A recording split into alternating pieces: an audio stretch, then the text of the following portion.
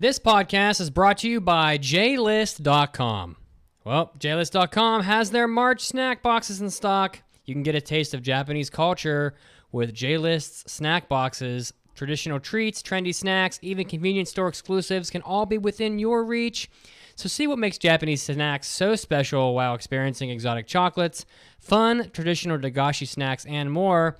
You can get the Ninja Meishi Satsuma orange flavor, fettuccine gummy melon soda flavor, which is one of my favorites, and also interesting different flavors of Coca-Cola, such as peach flavor, and of course, many other items in the JList snack box for March. So head over to JList.com right now to get your Japanese snack fix. Now it's time to start the podcast.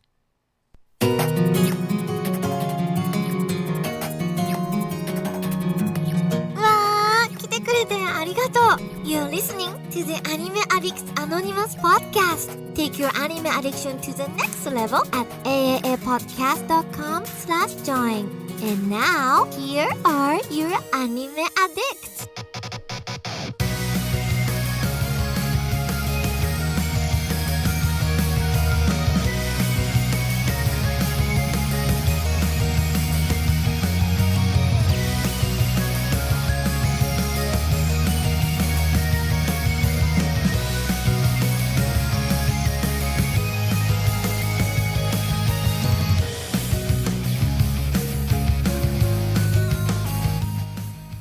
Welcome, everybody, to the 463rd episode of the Anime Addicts Anonymous Podcast, where, Mandy, what is our sole mission on this very podcast? To make your anime addiction worse. Oh, how Worser. Fantastic. Thank you very much for that. Of course, I am your I got host. asked finally. Oh, finally, at last. You finally have arrived. I am your host, Mitsugi, and wherever you're listening from, thank you for making us a part of your podcast listening experience today. I'm sure some of you are struggling through traffic, others are struggling through your workday, and we're here to bring you some nerdery to soften that blow for you. And of course, we have Mandy hailing from Cincinnati, where it's probably very cold still. How are you, Mandy? Hi, I am doing all right. It's actually not that cold. It's 53 today. Oh, wow. I'll take that. But it over. was like freezing yesterday, so it's a big improvement.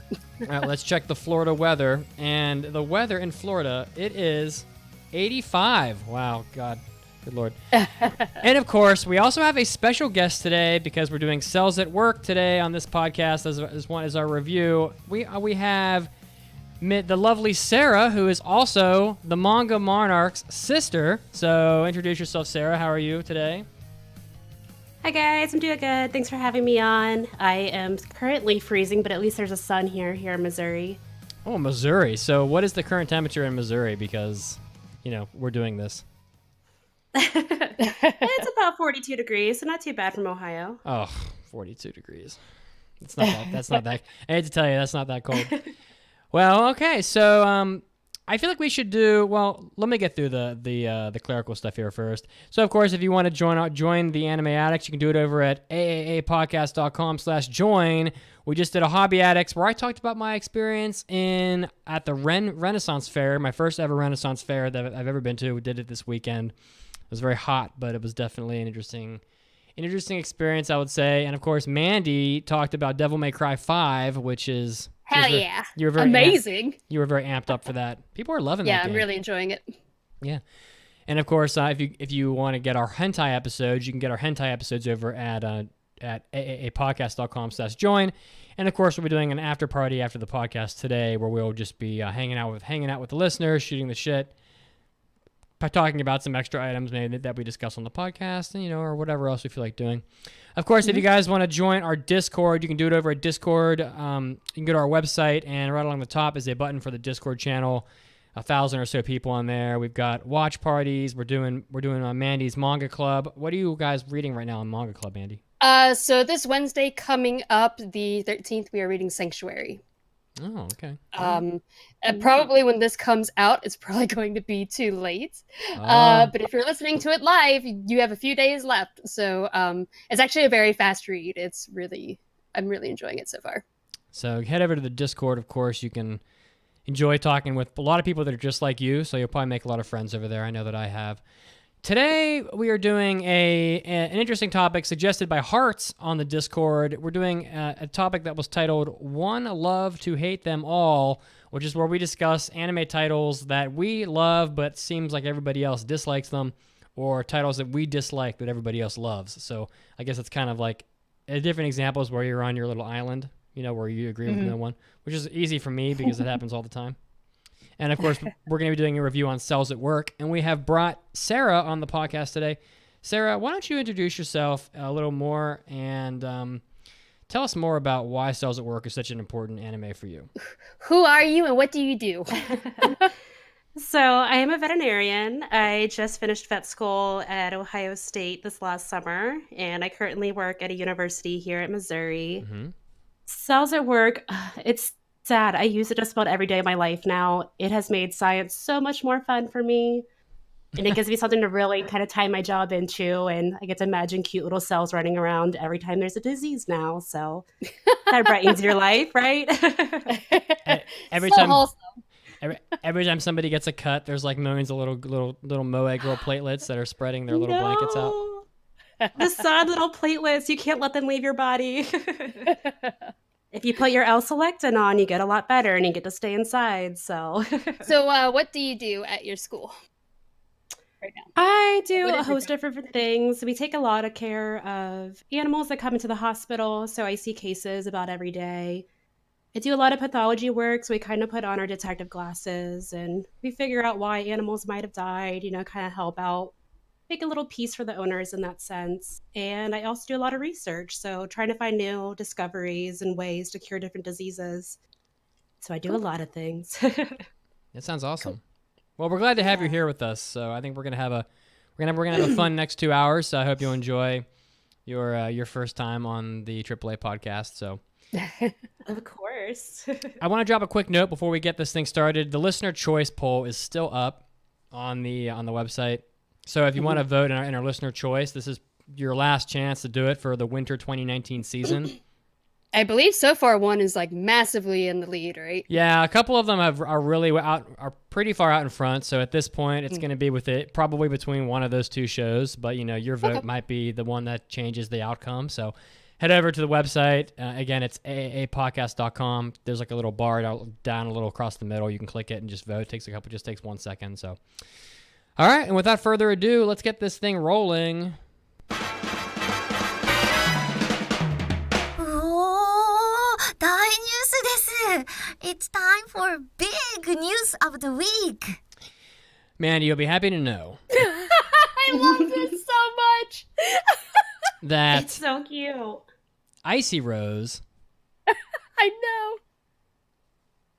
There it is. Icy There Rose it is. put a note in our document updating the poll we had about the Detective Pikachu movie from last week.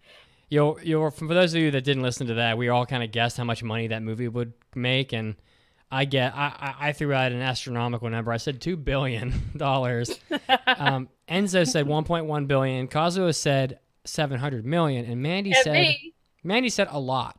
So. That's the most scientific of them all. Yup. So on Tell both, him who won. Who won that? there were a lot of votes on both Facebook and Twitter, and on both polls, Mandy ended up winning with 47% on Twitter and 64% on Facebook, with Kazuo coming in second place in both polls. And I would like to note that I actually beat Enzo in the Facebook poll at $2 billion. So, at least I didn't get last everywhere. I like some of the comments. Some said, Bowling JD said, I feel like Mandy went with the Price is Right and a $1 option without actually saying it. Wise move. And the B-Village JD wrote, Manga Mama Mandy has the right idea. Yeah.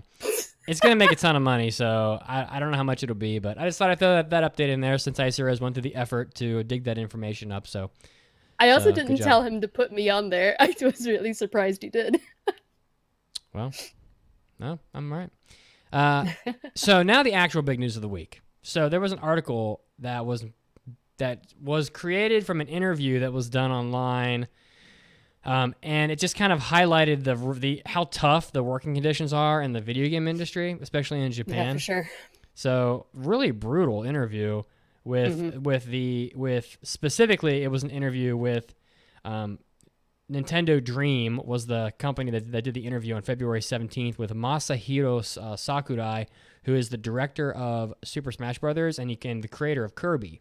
So obviously a bigwig at Nintendo. And the tough working conditions in gaming aren't really anything new, especially in Japan.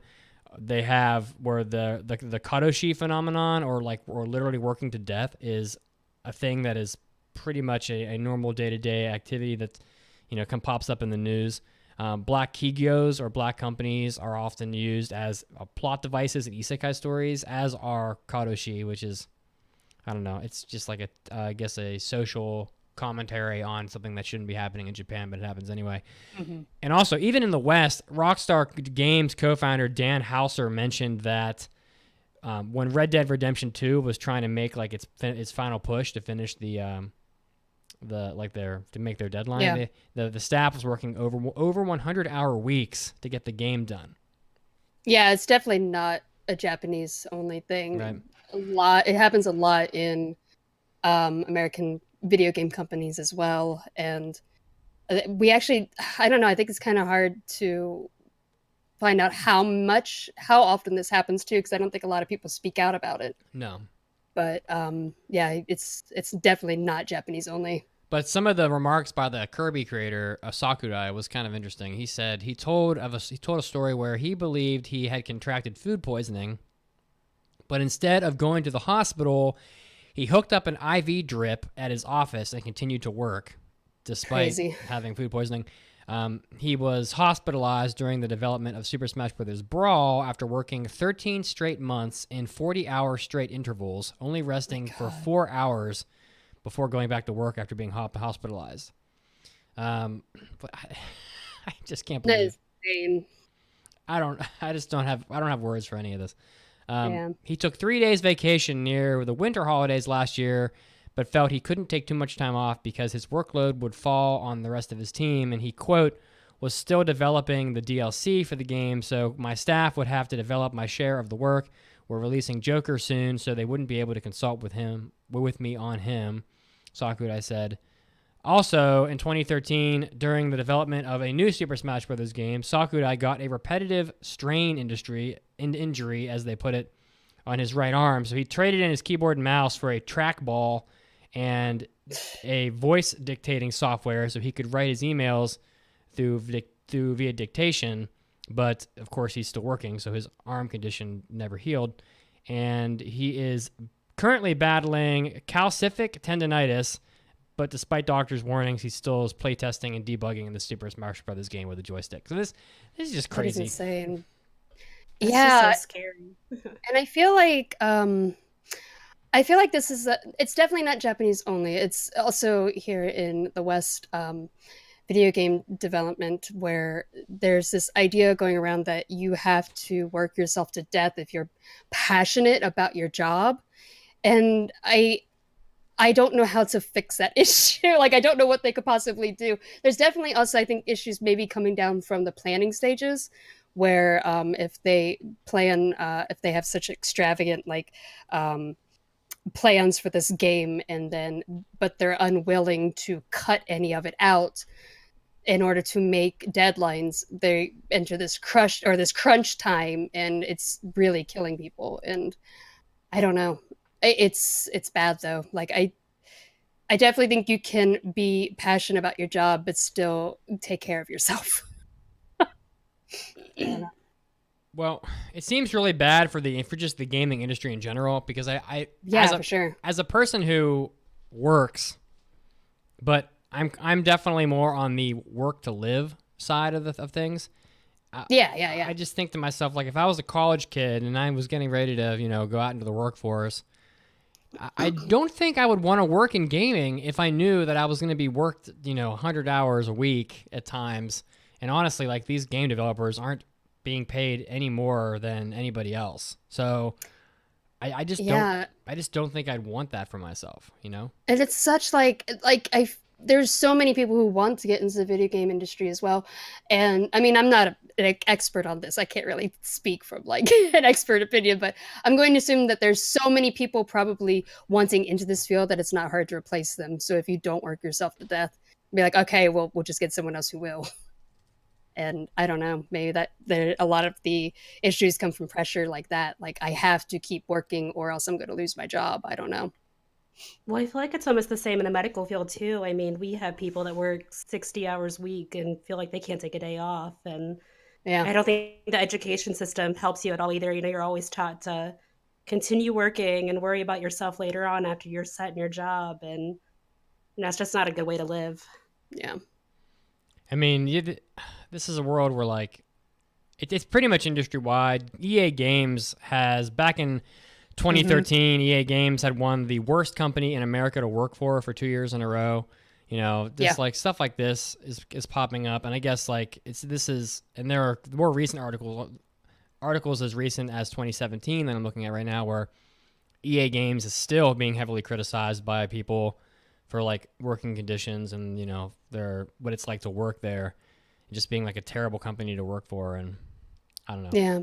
I even saw, and like, I don't know how true these are, but I saw some rumors that even CD Projekt Red has a lot of really bad working conditions, especially around their Cyberpunk game that's coming out. Like, people are just so overwhelmed with work and crunch time, trying to meet those crunch times. And yeah, it's sad. And I don't know how to fix it, though.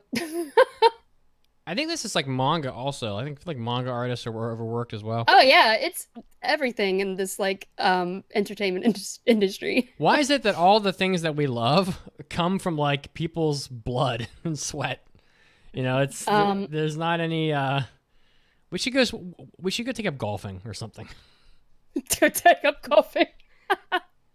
There might be a golf anime sometimes. So we've been talking about that. Would you like a golf anime? Yes. Sure. Yes, sure. If the crowds demand it, I'd probably watch it. We've talked about that because golf is so popular in Japan, and Hot Shots Golf proved that anime girls playing golf can be cute. So, where is it, Japan? Come on. Golf can be fun. Golf can be fun to watch. All right, I just thought I'd throw that out there. There wasn't a whole lot of interesting news this week, but that one was a little bit compelling, so that one kind of won the big news of the week, I think. Right. Anything else on that before we take care of Enzo's business? Icy Rose mentioned that the games industry needs to unionize. I wonder why they haven't already. I don't know. I don't know the history of that. A lot of it is companies are there's so many video game companies and so many people spread throughout the industry, and a lot of people that it reduces people's leverage, and a lot of people think, if we unionize, then companies will just like fire people left and right, Which is like, if you're being worked to death anyway, like, is it really that bad of a thing if you get fired? Right. I don't know. Yeah. I don't know. That's a question, but some people will have to have the money or they're in big trouble. So, I don't know. It's a different issue altogether. All right, let's head over to Enzo's Notice Me Corner. 皆さんおめでとうございます Join us in Enzo Senpai's Notice Me Corner. So if you want to submit an Enzo Senpai's Notice Me Corner submission, we do have a mailbag button on the top of our website, which is where you submit mailbags and topic requests and all kinds of other stuff as well. But Enzo would love if you fill his bag full of delightful things, accolades for us to shower you with praise for. Who would like to? I've been talking a lot, so who would like to read I got it. Yeah, go right ahead. All right, this one is from, oh my god, you took my cat. But I like how it's spelled. It's like OMGUTUK, my cat.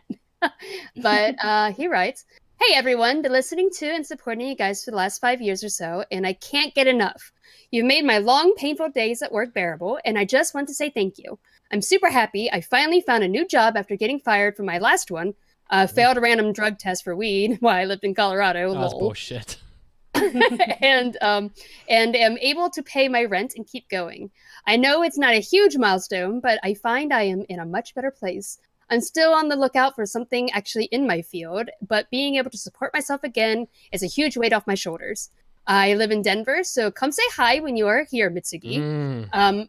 I'd love to show you around and pummel ya in some Super Smash Brothers. Oh boy. Your faithful listener and anime addict, Zach. Well, there it is. Good job.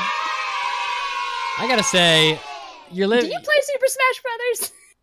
I'm not. I'm not much of a Smash Brothers player. I'm more of a Mario Kart, Mario Party player. I was gonna say I've never heard you talk about Smash Brothers. No, I'm really good at Mario Party. I'm really good at Mario Kart. But well, you're in luck, Zach. You've got this one in the bag. You can beat the crap out of me.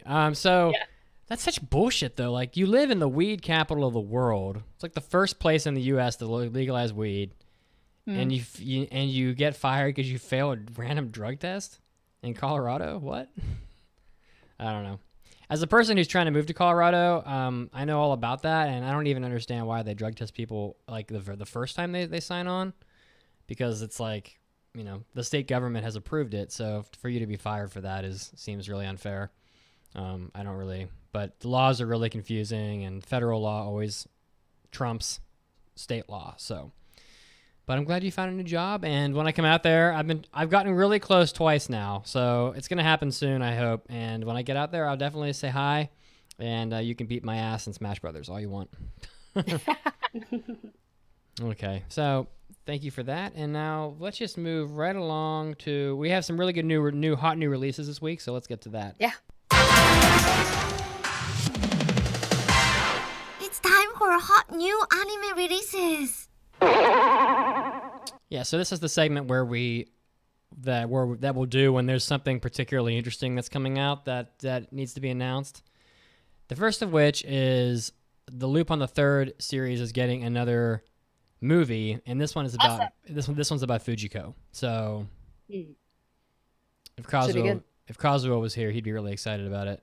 Yeah. Do we know it's going to look beautiful? It's gonna have a lot of boobs in it. Yeah, with Fujiko, yeah, definitely. Yeah, it's gonna have some boobage. I'm all for that. I'm thinking I'm in full support of the boobage. And this film is directed by Takeshi Koike, who directed Redline. Mm-hmm. So nice. Yeah, so it could be interesting, to see what he does with it. It's going to come out in Japanese theaters on the 31st of May. So it says the story is about an imminent crisis that drives Fujiko into a corner. Is that all we have on the story so far? Yeah, I mean, I looked through a few websites, and that one actually had more information than any of the other sites I went to. So okay, it says the film is described as the third film in a series consisting of 2014's Lupin III, Jigen's Gravestone, and 2017's Lupin III, Chikemuri no Ishikawa Goemon. Yeah, it kind of feels like they're giving each of the main Lupin characters like their own movie. Their own movie, yeah. I'd love to see a Zenigata movie. Hell yeah. Hell yeah, right? Interesting, yeah. Lupin doesn't need anything. He's a whole damn series. He has an entire series for himself. Yeah, yeah, for real. So that's really exciting. I know Kazuo would be really amped up for that because Fujiko is, she's people love Fujiko too because she's such a sex symbol. I have to see that one because Lupin shows always, and especially the movies, always look really beautiful. Yeah, and there's a lot of movies too. It's like I don't know how many there are. There's at least I would say there's probably close to 20 movies. Also, Psycho Pass is getting another season. So the anime is going to air on Noe Tamina's programming block, and the anime is going to star Yuki Kaji as Arata Shindo and Yuichi Nakamura as Kei Mikhail Ignatov. Too great, say you. Already excited. Sarah, ready for a lot of screaming. There's going to be a lot of screaming. Sarah, your sister is a voice actor nerd. Did you know that? Oh, yeah. Look who's talking, I am as Sarah. well, and it's probably in part by her, but... So this is great. So who was the original voice actor nerd? Was this a learned thing that Mandy got from you, or did you get it from Mandy? Oh, I got it from Mandy, but definitely. I always say there's only a group of people that you need. Is Kamiya and Ono, and you have a good anime. That's all you need. Just Kamiya and Ono. There you go. You're done. Ono. Mandy, I haven't heard Kamiya Nono before. Kamiya, Hiroshi, and Ono Daisuke? Oh, I see. That was that. Yeah, I'm sure you have. That was a combo. Oh, I gotta say that. That was a combo. Okay. We talk about Momoru all the time on the show, Sarah. Yeah. Hey, I just got done listening to his CD too, so. Oh goodness. This is basically like Miyano cast, to be honest. Yep. So we should get him on the show. Get him on the show. Totally make that happen. Get him on the show. Do it. It looks like Naoyoshi Shiotani is returning to direct the film, direct the series at Production IG. Manga creator Akira Amano is returning as the original character designer, and so it should be good. And for those of you that are fans of Psycho Pass, you're gonna get more Psycho Pass coming up pretty soon. So look forward to that. Much excitement. Yeah, Psycho Pass, although it's already had a lot more than most series. It's got 2 seasons and a film already, so I mean, it's been pretty good. Yeah. Who would like to do the trivia for the? I could do the trivia since there's only 2 of us here today. So yeah, our weekly trivia that we have, if you go to our website and scroll down at AAAPodcast.com, we have a picture there, and there's a theme and surrounded with this picture. And if you send in your answer, what series you think that picture is from, you can win fabulous prizes. And this theme right now going on is Mitsuki's favorites. Damn right. And the answer for this one was Fio. Is that how you pronounce it? Fio? Or is it Fio? I flipped them around. The winner is Fio.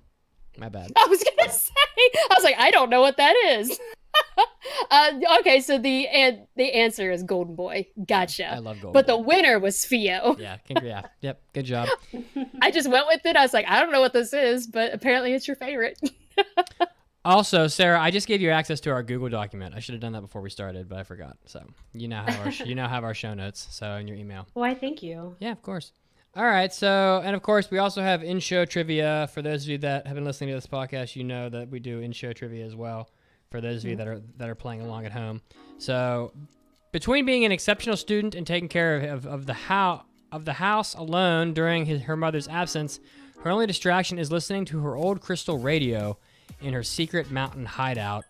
What is the anime that synopsis describes? And when we come back, we're going to have the answer to that. We're also going to be tackling Mandy's Manga Minute and doing our main topic, so stay tuned and we'll be back after the news break.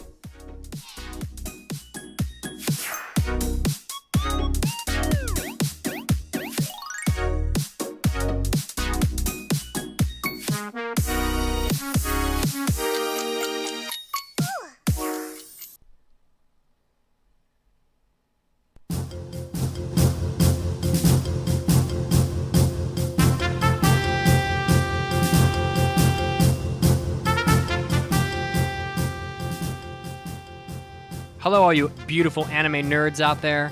This is Mitsugi, and it's time to nerd out with the anime news. There has been some contention going on between Cygames' parent company, Cyber Agent Inc., and Nintendo. It looks like Nintendo had stepped in and had asked Cygames to tone down the sort of the in-game purchases system that was being used for the game Dragalia Lost. And it was said recently in an article that at the time of the original earnings forecast for the game, which was given on October 22nd, quote, "We looked at a game title that would make a good start. However, its performance is being slower than we expected as of today." Now, Wall Street Journal looked into this and said that Cygames elaborated and said that the game was Dragalia Lost and that Nintendo asked Cyber Agent to, quote, adjust its microtransactions in response to player complaints, which of course Nintendo says is being done to, quote-unquote, make the game a more fun experience for players. However, lots of games, especially mobile games, advertise as free-to-play, but then encourage microtransactions to sort of obtain powerful items or playable characters, etc. in the game, which can add up to pretty high bills for players. However, this is a generally accepted system throughout gaming for mobile games, and it looks like Cygames is a little bit angry at Nintendo for having stepped in and sort of curbed their profitability for the game, which has been down pretty significantly from what they expected. Next up, a pretty hot, discriminatory-based piece of news. Drama Fever executive of finance Chung Chang has claimed that Warner Brothers has been displaying racial discrimination amongst its operations. He says that while 4 Asian American executives were let go recently, Warner Brothers retained the company's 4 white executive employees, and I guess all of the high-level executives at Warner Brothers are white, except for the CEO, who is apparently Japanese, Kevin Tsujihara.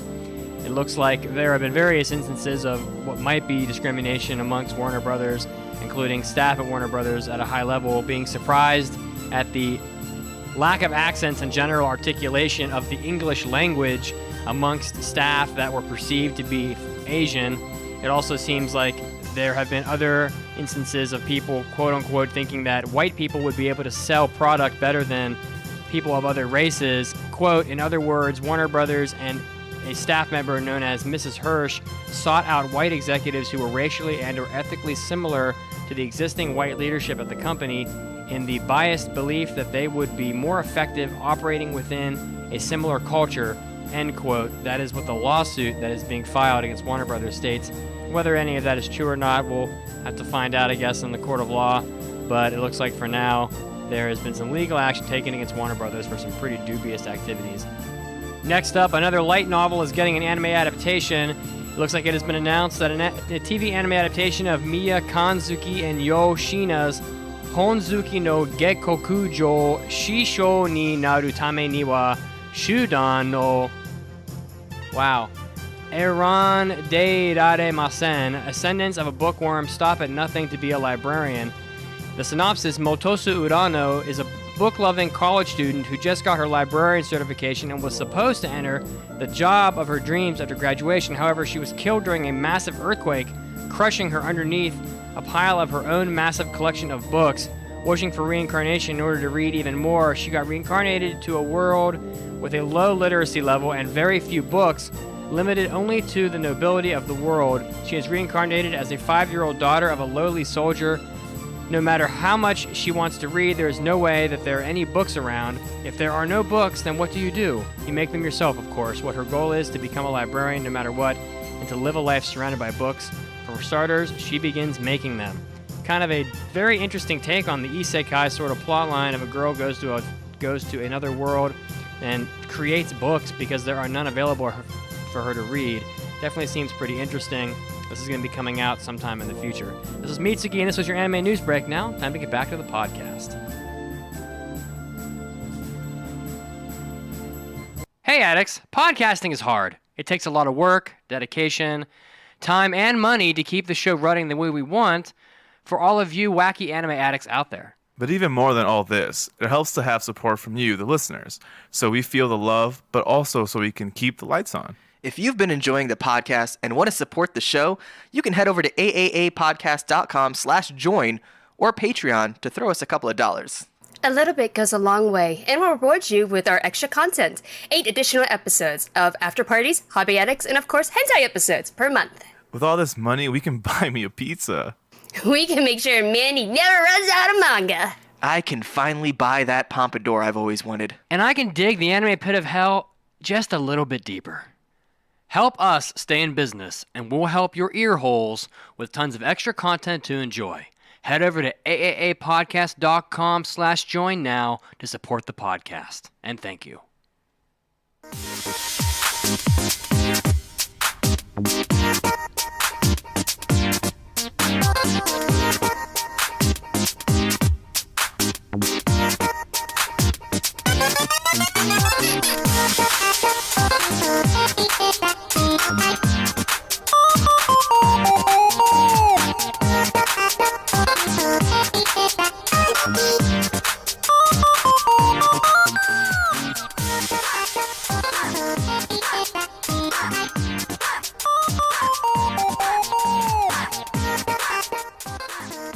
Welcome back to the 463rd episode of the Anime Addicts Anonymous podcast. Before we headed into the news break, we had an in-show trivia question. Between being an exceptional student and taking care of the house alone during her mother's absence, her only distraction is listening to her old crystal radio in her secret mountain hideout. In that film, I guess it's a film, I gave it away, is... What's the answer? Hoshio o Kodomo. I don't know if I pronounced that right, but it's Children Who Chase Lost Voices from Deep Below. That would be one of Makoto Shinkai's films. Yeah. One of the favorite films of our friend Kazuo, who is not here with us today. However, this morning, before I knew Cosmo was not going to be here, I bought him and me a box of donuts to enjoy. Oh, yeah. To enjoy. And because he's not here... He just left you. Maybe it was the donuts. Maybe he really hates donuts. He abandoned me. And now my lonely tears... Now you get them all to yourself. Yes, but my lonely tears I've mixed with the sweet flavors of these donuts, and they are now bittersweet. Just send the donut through the mic. Just push it through. So, while Mandy gives her manga minute, I'm going to push a. Would you like a glazed sprinkled donut, Sarah, or would you like a blueberry cake donut? It's jelly or it's no go. I don't have one. I don't have one of those for you. I'm sorry. I also have a French cruller, so I'm going to eat this French cruller while Mandy does her manga minute, and think of Cosmo while I'm doing it. That slow tear running down your cheek. And now, let's take a minute for the manga minute with Mandy. Hey, this is Mandy's Manga Minute, where I take a minute to tell you about a manga and help you find something new to read. And I've been trying to do this thing where it kind of has the same genre as the anime we're reviewing, but I couldn't find anything that was close enough to cells at work. Yeah, good luck. So, so I am doing Dr. Stone. When every human on Earth is turned to stone by a mysterious phenomenon, high schooler Taiju is also petrified the moment he's about to confess his high school crush. Flash forward several thousands of years later, Taiju awakens and joins up with his friend Senku, who has ambitious dreams. His plan to restart civilization from square one with the power of science. Dr. Stone is an adventurous sci-fi series written by Riichiro Inagaki and illustrated by Boichi. It started releasing in Weekly Shonen Jump in 2017 and is still ongoing.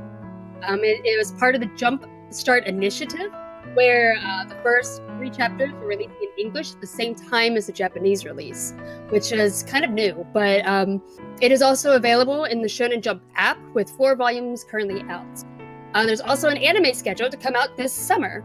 I read the first volume in the Shonen Jump app, and it gave me a kind of a similar feeling to what Promised Neverland did, where it's a different story than what you would normally find in Shonen Jump, but has a lot of the same qualities. So it still feels like it belongs in like a Shonen catalog. But after all of humanity has found themselves turned to stone, Taiju and his friend Senku are focused on finding a cure for it. Then they're faced with a lot of different difficulties, a lot of different difficult questions, like, do we release everyone? Who do we release first? All of technology has been destroyed, so how can we rebuild? Can we care for the people that we've released? Because these people will no longer be preserved, so they're going to age and, require food and all that. But and they also discover that if a person's statue has been demolished, that person's now dead. There's no way to put them back together and kind of undo the petrification afterwards. So the series does also have a decent amount of comedy between the two main characters are very quirky. The artwork is very solid. I think for me, though, personally, I don't know if I'm going to continue it because I would be interested in hearing other people's opinions past Volume 1, but so far, none of the main characters that are grabbing me. They feel a bit flat, but if you really like Shonen Jump series, though, and you're a fan of post-apocalyptic stories, and this sounds interesting, then you can check it out on the Shonen Jump app. This manga is also getting an anime adaptation, I think. Yeah, I said that. It's coming out in summer. Okay, great. Well, I believe it starts airing in July. I think people are going to be excited for this one. I think the story is interesting. So, yeah, a lot of Shonen Jump series are usually very popular, and I think it's kind of interesting that these new stories are coming out that don't feel like typical Shonen Jump stories. Like they're not like kind of like fight superhero ones that we normally get. Or so it'll be interesting. Or ninjas or ninjas. Basketball players or battle anime. Yeah. Or basketball players. They should all be basketball players. Yeah. If you had it your way, Mandy, they would be. They'd all be in the zone. They'd all be in the zone. All right. So we have a topic here, a sort of interesting topic. It was submitted by Hearts off the Discord, and they said we have to pick one of each, which I expanded to more than one of each, especially since it's just, we're down 2 people. Yeah. One anime you love that everyone hates, and one anime you hate that everyone loves. Yeah. So I of course, throughout the ages, I have been more of on the hater side of things. So I have a lot more shows that I hate that everyone loves. But I do Really? I think you're actually pretty forgiving. Oh, really? I think so. Well, I appreciate you say that because Now, Cosmo is very picky. every now and then an iTunes review comes along that tells me how much they hate me. It's usually That's not true. It's usually because I have hated some show, but I tell you, all I have in my heart is love. That's all I have. So, and of course, Sarah, you should feel free to contribute to this topic as well if you have anything to add. I'm going to start right off with a show that I loved, but everyone else hated. And I went on to like my anime list and wrote down the MAL score, and then I wrote down my own personal score. And the first one, I didn't even think about that. Yeah, so like if there wasn't like a big gap, then I didn't bother because I was obviously just thinking, I was imagining it. The first one is Good as Any. Good as Any is a show, of course, that we're going to be doing a review on eventually. And the first season of Good as Any, I really loved it, and it truly was like a sports nuts like paradise. It's almost like a Moneyball type of a sports show where it didn't have virtually any of the normal anime type of content in it that people come to expect. There was not a lot of like wild humor. There weren't any overly cute girl characters. There were no superpowers. There was no isekai. There was no, it was just a sports anime where the players didn't have superpowers, a la like Yomushi Pedal or Kuroko no Basuke or something like that. It was just a simple show that was based mostly on like statistics and players talking about their salaries. And it was really just a sports anime that was almost like strangely not even really all that suited for anime, since it would have made a lot more sense as like a TV series, like on live TV, or maybe as a movie. But Good as Any is a show that personally, to me as a anime fan, I really loved it. And put it something like a 9. I gave it, to me it was something like a 9, like 4.5, I would say. Like I really liked it a lot. It really struck the right chords for me and did what it was trying to do pretty much just how I think it should have been done. But the people online don't like it. It was more like a 6 out of 10 for most people, which is a really low score online generally. So, but like I really love Good as Any, but I'm virtually one of the only people I know that loves it. Everyone else is either totally disregarded it or flat out doesn't like it at all. So, but I do give the haters, so to speak, credit because they at least gave it a try. But yeah, I'm definitely all alone on an island for this one. But I'm really curious to see, Mandy, what you and Enzo and Kazuo think of it when we talk about it later on. Yeah, I was gonna say we have that coming up next week, I think. Is it next week? I believe so. I just couldn't wait. Good on us for not knowing our own schedule. Icy Rose. Icy, what is our next anime? Yeah, it's on the website. I'll look it up. But yeah, so I'll be really curious to see what you guys think about it because, yeah. But yeah, so go ahead.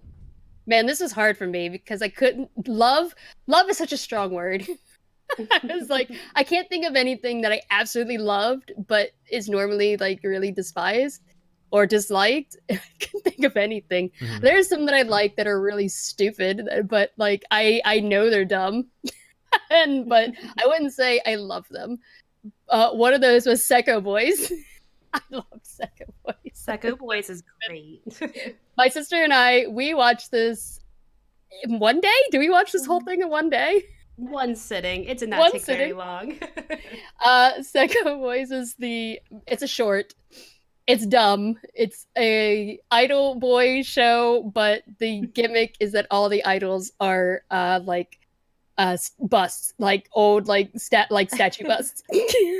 Sometimes they do have full bodies though. Yeah. It's a joke. It's meant to be like kind of mocking the idol genre. It's so silly. We went into it thinking this is going to be dumb. Actually, I originally watched it with people on the Discord. Me and our Tumblr Road friends, we were having a bad anime night, and we were like, "Oh man, this one has a horrible score. Let's watch this." And then we all thought it was hilarious. So then, after the first episode, my sister, I think you came home from Missouri, and so we sat and watched it. And we watched the whole thing in one sitting. And I remember you looking at it and going, "What the hell is this?" Little did I know how great it was. And little would I know that every day to work, I passed by 5 busts sitting on statues outside with microphones in front of them. They have microphones in front of them? Oh, they have microphones in front of them. Why? I just want to sit out and cheer for them. Just go Psycho Boys every time I drive by. Yeah, they have busts of, there's Mars and there's Hermes and there's Medici and was it St. George? Yeah. Yeah, and it's so dumb. It's such a dumb show, but I thought it was hilarious. It has like a score of like 6. I'm really, yeah, it's literally like stone busts. Photographs of them. Literally, yes. It has kind of like that Hatoful boyfriend kind of like vibe. It's so silly. I have a stone bust in my place of a certain someone. Would you like me to go get it? Who is it? Is it Geralt? You want to see it? Yes, I do. I have a Geralt one. We can go ahead and keep talking about how much we loved Psycho Boys. Because I remember when the show came on, and you were like, "What the hell is this?" Afterwards, you're like, "I'm mad at myself for liking this as much as I did." You just feel so bad for them that they can't move. And the person has to carry them all by wagon. Around, and she starts, like, her back starts to break. All right, here it is. This is Fran's list. So I should put him like over by the microphone. Yeah, so we have a delay, so I can't see it just yet. Oh, here it comes. Oh, it's a statue nice. of Franz Liszt, famed Romantic period composer and often thought by many to be the greatest pianist of all time and also one of the biggest playboys of the 1800s. Oh, interesting. So he's going to be our new host. You should put a mic on him. Should I stick him like... Yeah, should he's I figure out... He's our guest idol of today. Yeah, so sometimes late at night I'll light candles and I'll have a date with Franz Liszt and we'll just play we'll play piano together. It's perfect. Yeah, and then when we get cameras, I can have my Geralt bust that came with my collector's edition of The Witcher 2. Perfect. That's perfect. And we'll have an idol band. We just need to get Enzo and Kazuo to have one. I think the backdrop on your camera, Mandy, is going to need to be like manga bookshelves or something. It just seems like... I don't know how Sarah has seen my apartment. It's tiny. There's plenty of manga to fill it, though. There's definitely enough manga. We could build a wall with it. You could build a wall with my manga. The other so the other show that I had on my list that I really liked that I didn't hear many other people enjoying was the Junji Ito anime. Even to the point where someone nominated it for the worst anime of the year in our anime Oscars, which really surprised me. And yes, it wasn't as good as what I read from the Junji Ito manga, but it's just so rare to get an anime that's even horror at all, let alone just twisted like demented horror. You know, a lot of times if it's a horror anime, it's going to be like, you know, a ghost story or I don't know, like a story that's, you know, like Ayakashi Samurai Horror Tales, where it's based on like old Japanese like samurai, like, you know, lore, or Mononoke, which is a great show, but like, you know, it's my second favorite anime of all time. Wow, like Mononoke is really good, but it's not the same kind of horror that like Junji Ito is. Junji Ito is more like just really twisted and demented, and it's just, I mean, to me, it was like getting to watch something that is so out of the ordinary that it's almost a treat to even have it exist. Granted, it wasn't as good as the manga. Having read it, like I said, I agree it's not as good. But the fact that, like, if you're a big fan of that kind of horror and you watch anime, you've been waiting for a show like that to come out for years. And when you finally get one, it's nice to have it. And so, like, I did enjoy watching, like, a girl's head getting turned into a snail shell. Oh, Junji Ito. Or like, you know, or people, or exactly, or, you know, just twisted shit, like that's in that show. And so I really like Junji Ito, but I recall, Mandy, you didn't particularly love the anime from the review that we did. And you had your reasons, and that's fine. But like also most other people didn't particularly like the Junji Ito anime either. So I feel like I'm kind of on an island there, and that's fine. So I don't feel nearly as strongly about that as I do good as any, but I do love the manga. The Junji Ito mangas are fantastic. Oh, it's super great. And by the way, an unbelievable value. Like you get like a 450-page hardback manga for like $20. Like what? Yeah. Like yeah, seriously? they're all really, really nice. Hot Topic actually is selling Junji Ito shirts, and I got one, and it's not here yet, but it looks awesome. Yeah, I have a coworker at work whom I told him about the Junji Ito anime, and he didn't watch it. He's like 50 years old. He didn't watch it, but his daughter watched it, and his daughter ended up buying a bunch of the Junji Ito shirts at Hot Topic after watching it, and so I get to hear every once in a while about like how his daughter did this or this. And I'm like, do you really want your daughter wearing a Junji Ito t-shirt like in public? Yeah. I got one of the shirts for the Long Dream on mine.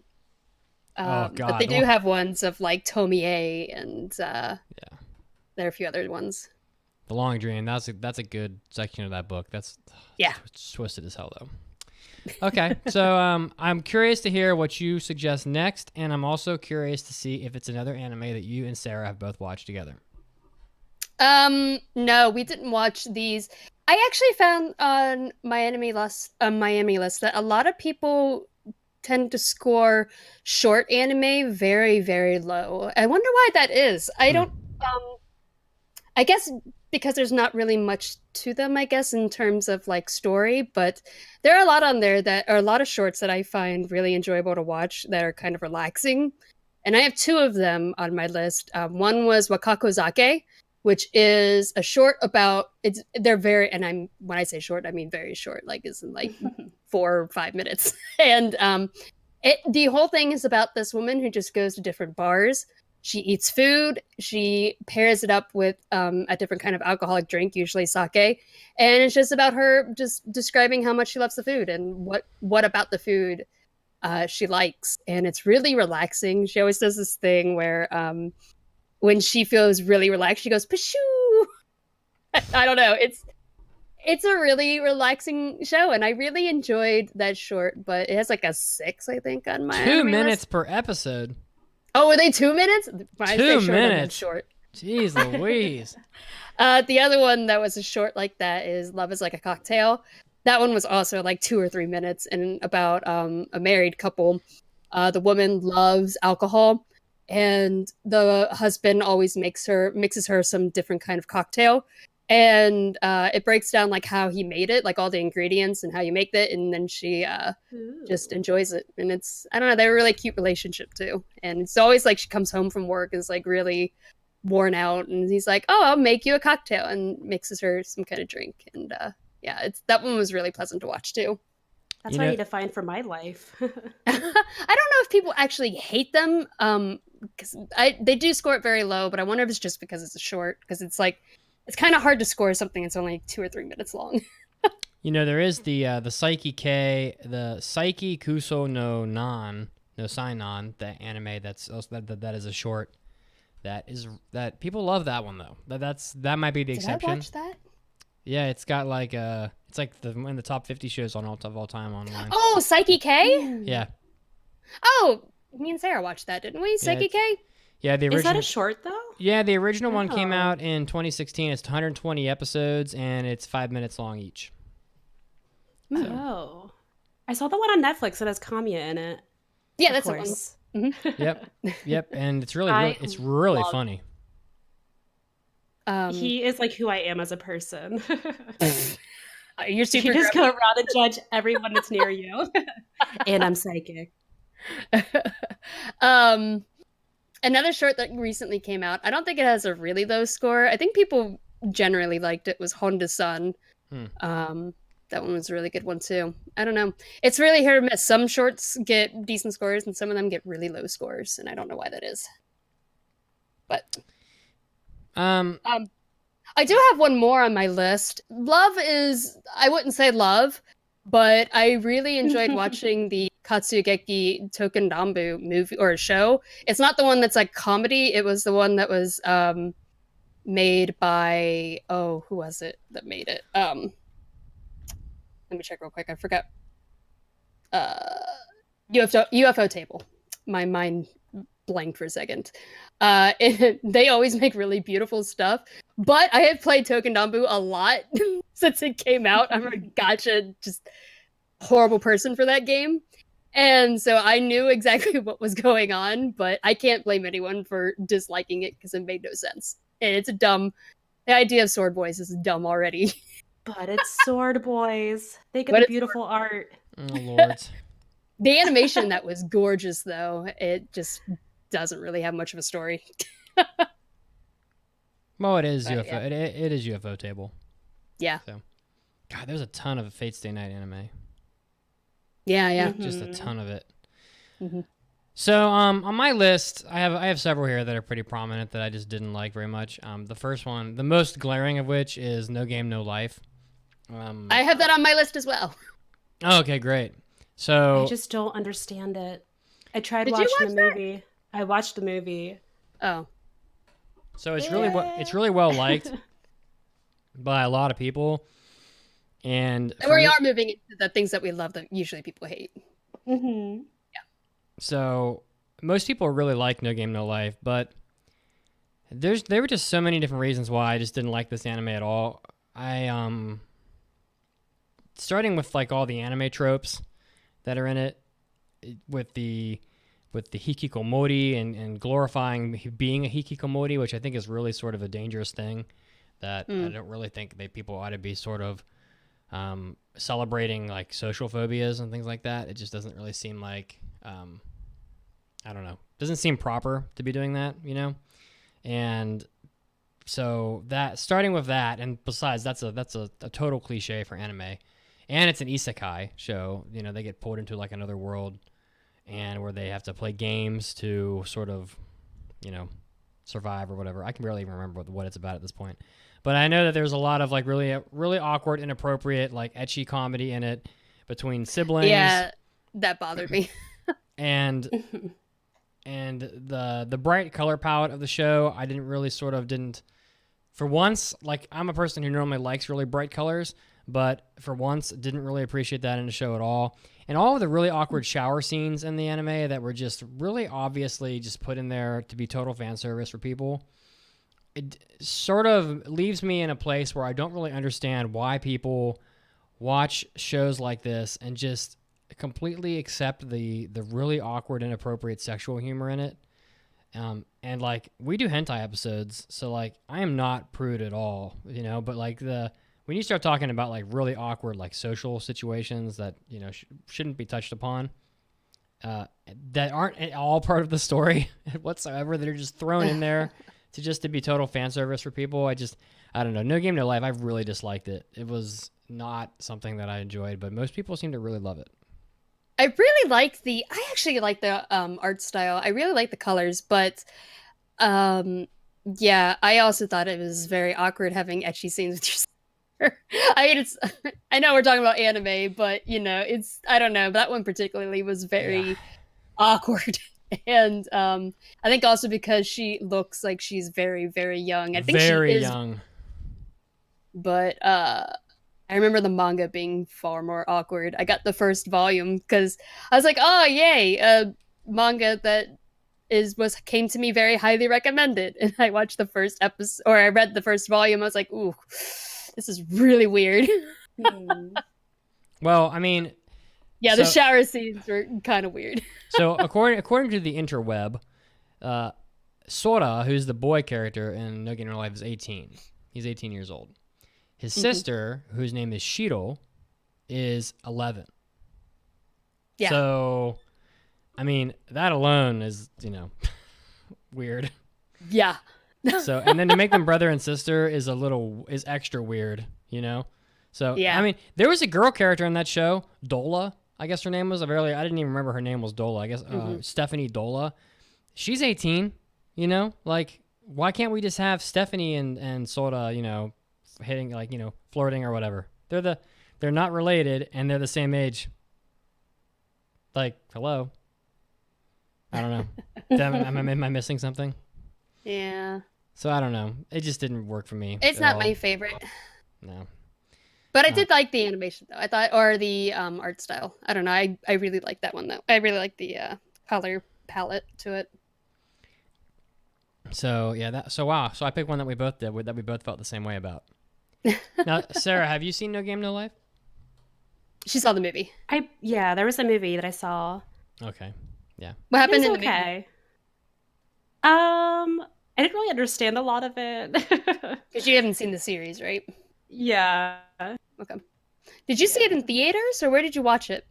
No, it was on, I don't remember if it was Netflix or HBO Go, one of the streaming sites. Okay. Okay. But you weren't a fan. No, if I saw the anime, it might have been better. The artwork was pretty. I liked that, but story as a whole was a little, it missed for me. Yeah. So, Mandy, since I picked one of yours, right out from under you, why don't you go next? Oh, sure. One that I really despise but has a lot of fans was Junju Romantica. Ooh. I talked about this before. I feel bad because I really hate that series a lot, and I don't usually have a lot of hate for series. I there are a lot of series I'm like, I don't really like this, but it's cool. And this one I have a lot of hate for. So, it's a boy love series, but it's really, I don't think it's a very good. It's not healthy at all. The relationship is very awkward. There's a lot of sexual harassment and in it that really I despised. Sounds like citrus. Yeah, kind of. There's flat out rape scenes, and there's a scene where kind of forcing the other person not to hang out with friends, like literally dragging them back to the car, and the whole thing was a really awful taste in my mouth. That's pretty intense. Yeah. I watched, I think, half of it, and I couldn't get through the other. I just stopped. But yeah. Yeah, man, that anime got 3 seasons. Yeah. Yeah, it has a lot of fans, and I mean... And an OVA and a like special. it, that's fine. I just... Ugh. 3 seasons, 2 OVAs, and a special. That's intense. That's a lot. Mm-hmm. Oh, well. And the last season came out in 2015, so... You may have more Junjo Romantica yet. Oh, joy! You just wait. Get ready. Another one for me that is shocking to most people is I don't really like Gurren Lagann very much. Gurren Lagann is like almost everybody likes it. I don't love it all that much. Like I thought that the first half of Gurren Lagann was a lot of like senseless filler with just like random enemies popping up and having battles. And then the really abrupt, like very unexpected sort of fast forward in time halfway through the series really threw me off. And I don't appreciate the super robot genre at all, as I've said before many, many times. And it's way too much suspension of disbelief for me to enjoy. Like when the stuff that happens and on the screen isn't grounded in any kind of sensibility at all, in which Gurren Lagann is not. It just completely loses me. I don't really understand why, but it's like, like if a mech robot is being beaten up and it's at the point where it's like getting ready to explode or something because it's so destroyed, it makes no sense for me. It makes no sense to me for it to suddenly like evolve into like a brand new, super big, super omnipotent mech that can like throw a planet across the galaxy. Like it just doesn't make any sense to me. And so, that and like rebuilding all of civilization within like 2 years or whatever it was in Gurren Lagann, it's just, I don't know. The anime, and then Kamiya dies and everyone likes him, and then he dies, and a lot of people will say that Spoiler. Spoiler alert. A lot of people will say, "Oh, I liked Gurren Lagann," and then Kamiya died, and I stopped watching it. But like, they don't really mean that. Like, most people finished it. But yeah, I just don't like Gurren Lagann all that much. And some people love the hell out of that show. But it's just not for me. Sarah and I, we watched that. We watched a couple episodes. We didn't watch all of it though. At the time, we went to my friend's house when we were having an anime night. Do you remember that one at all? Does it ring a bell? I know the night you're talking about. It was one with robots. Yeah. Nice. Or I got mechs. that part so far. Yeah, I don't know. I really enjoyed that one. I don't know. That's I fine. never finished watching it, but Yeah, I know we watched a couple episodes. I didn't know if you remembered it. The last one, I wouldn't say I hate the series. I just really didn't like it as much as overall community did, and that was Erased. Because I was really into Erased halfway through. Towards the end, I started to despise it. Despise But it. it's like Ooh. Death Note all over Okay, again. Despise is strong. I'm sorry. It really for me. I don't know. I didn't enjoy it as much as I thought I was going to, because I really enjoyed the beginning of it. Now, do you remember what it was about the second half of it that made you not like it so much? I don't want to spoil it. Oh goodness. I also Okay. thought it was very obvious who the culprit was. Because it's the only like adult in the entire show. But that was super shady. So, but yeah, the final episode was, I don't know, it really soured the entire series for me. Well, I know it has. I don't want to spoil it. I know it has a stupid title. Well, yeah, because the Japanese one is super long. Yeah, because the Japanese title doesn't even have the word erased in it. What is the translation of Boku Dake ga Inai Machi? Is that it? Yeah, but Boku Dake ga Inai Machi is like a city where only I am not there, basically. Oh. Like literally. Like Weird. A As you city, were a city erased. without me, a city where I am the only thing that's missing. Weird. Is how I I don't would think translate that. Yeah. Weird. I don't think you watched that one with me, Sarah. No, I haven't seen it. Which it makes perfect sense why they didn't give it a direct translation, because it doesn't translate well, literally. But Did you guys like that one? I gave it a 4, but I Oh, remember giving it a lenient. I remember like Chiaki and Kazuo liked it quite a lot, and I remember thinking that this anime was disappointing, but then I ended up giving it, I think, a little better of a score than I actually thought I would have, because they sort of like talked it up a lot. Oh, So okay. Have Yeah. they made a live action of it? I have no idea. yeah, I'm not sure. I think there's something on Netflix for it. Yeah, live action Netflix TV series was released Yeah. on December 15th of 2017. I didn't know that. I might watch that then. Because I felt like towards the ending it was really rushed, and maybe I don't know. I haven't read the manga though, so maybe the anime was just rushed and the ending they couldn't fit, the entire ending to it. I don't know. I haven't read the manga, but maybe the Netflix adaptation's better. I don't know. Yeah, I don't know either.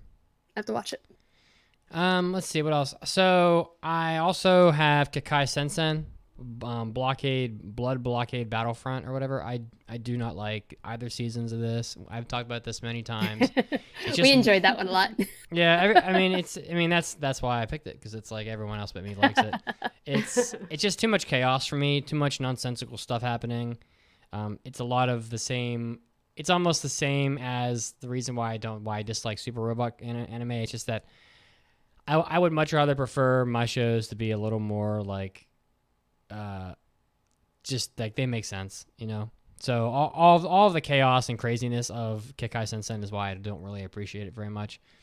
So that's pretty much the long and short of it. Also, I tend to not like anime where like a lot of the character designs are like aliens, are monsters. I didn't really enjoy that in Redline either, for example, because it's just all the dog people and like lizard people and all the. It's just not for me. But yeah, not a big fan of that. And then last on the list here for me, since I see that you've said all of yours, Mandy, Banana Fish. I did not like Banana Fish. And I feel like a lot of people like Banana Fish a lot. I think the general like community consensus was that Banana Fish was a good show, but it just bored me. Like I was just bored the whole time. And mostly I think it's because the pacing was a little slow for my taste, but Banana Fish was definitely on that list for me. What'd you think of that one, Sarah? I love Banana Fish. I've been trying to hold it in so bad. I remember you texting me like when you got to the ending, like my heart is broken. My heart broke so many times in that show. Although I have to say, I love the music. I love Survive Said the Prophet. I have downloaded about every album that they have now that I can get, and I love their music. Nice. So, Sarah, is there any series that you love but generally people hate? It's so hard. Well, I was just trying to find user ratings, and a hate is like a 7 out of 10 for anime. Yeah, exactly. Yeah, so it's really hard to find one that people hate. It's hard to go off Mal scores. Yeah, I have loved a lot of anime. I can't think of one that people have straight up disliked that I enjoy. You love Tokyo Ghoul. I think that one. There's a love-hate for that one. There's a lot of fans, but there's also a lot of people who hate it. I wasn't the biggest fan of the last season that came out of it, or last 2, I should say, except for the Tsukiyama arc, because hello, it's Mamoru. Oh my God. She's definitely your sister, Mandy. Yep. I have been groomed well in my life. I can see. But do we sound alike? No. I've been waiting for people to say that. No, I can tell you guys apart easily. Yeah. Oh, okay. We have changed. But I have spent like over 100 hours on the phone with you now, Mandy, basically, more or less. So that's true. Yeah. Yeah. Can you think of a series that you hate that everyone loves? I want to say My Hero Academia, but I feel I'm going to make a lot of enemies saying that. I'm sorry. It's okay. Not my favorite. I'm not here to make enemies, though, so it's still all right. I'll still watch it. Don't worry. It's okay. We still accept you. I'm just, if your superpower is that you're grapes, I just can't do much with that. I'm sorry. You're grapes. So there were a lot of you want to go through some of the responses from social media that Icy Rose put down for us? Yeah. And again, big thanks to Icy Rose for doing that. It's really helpful. Yeah. It looks like he made a post on Twitter and Facebook to see what other people said, and some popular responses were there's a lot of these. Neon Genesis Evangelion. Matt Renfer from the Facebook said Evangelion had turned into the black sheep of the anime family for whatever reason. I can understand not loving it, but it sometimes, or it seems people can't give it credit for the amazing risks it took. A lot of Evangelion answers on here. A lot of people. Timothy Bailey also wrote same. There's no other show like it. And Beam Me Up Timmy wrote Neon Genesis Evangelion. It receives too much criticism and not enough praise for what it does.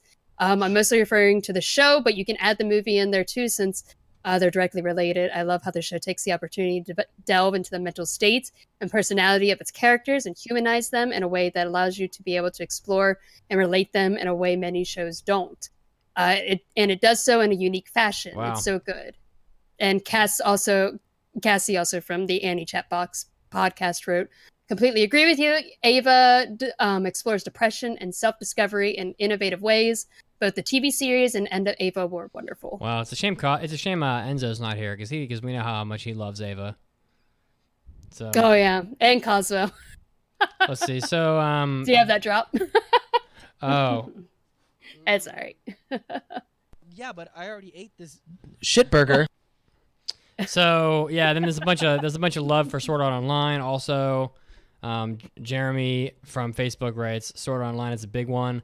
Most of the time, my friends and I tend to like the same stuff. I might be able to think of more once I'm not at work. Yeah, so definitely lots of love for Sword Art Online. Yeah. From like 6 or 7 different people. From Icy Rose wrote one as well.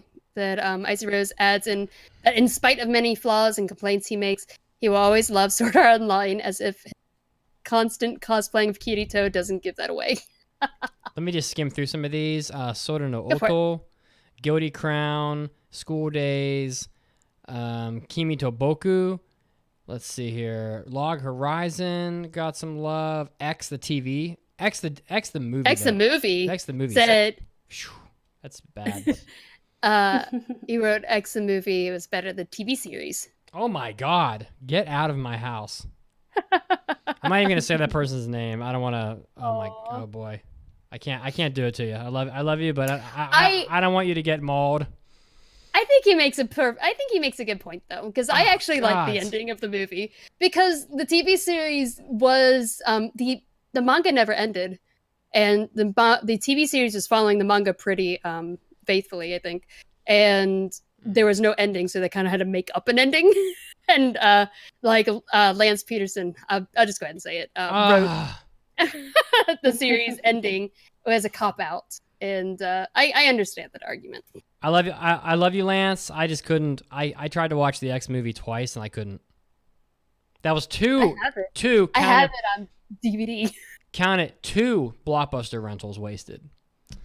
Why'd you rent it twice? Because I rented it, didn't like it, and couldn't even watch it, and just didn't. Took it back. Later, I was looking for an anime, and I was like, you know what, I'll try this again. Picked it up, tried to watch it, couldn't. Took it back. Literally, just like that. Anyway, so let's see. We got a couple more here. No Game, No Life, Vampire Knight, Drifters, and then we got some love for Higurashi no Nakukoro ni. So lots of people weighing in on lots of different shows, so that's always good to hear. Well, I know we're gonna need lots of time for Cells at Work. Yeah. So why don't we, Manny, why don't you read the intro trivia question for me, and then we'll head off to the news. I got it. This question is a guess at anime, and the synopsis is: in September 1998, a string of seemingly random suicides leaves Japan baffled and devastated. But a detective agency specializing in paranormal occurrences notices that there are a few glaring, disturbing similarities tying the deceptively unrelated cases together. What is that anime? And we'll answer it after the break. All right, and we'll be back with 5-star iTunes reviews, a review on Cells at Work, and also mailbags after the news, so stay tuned.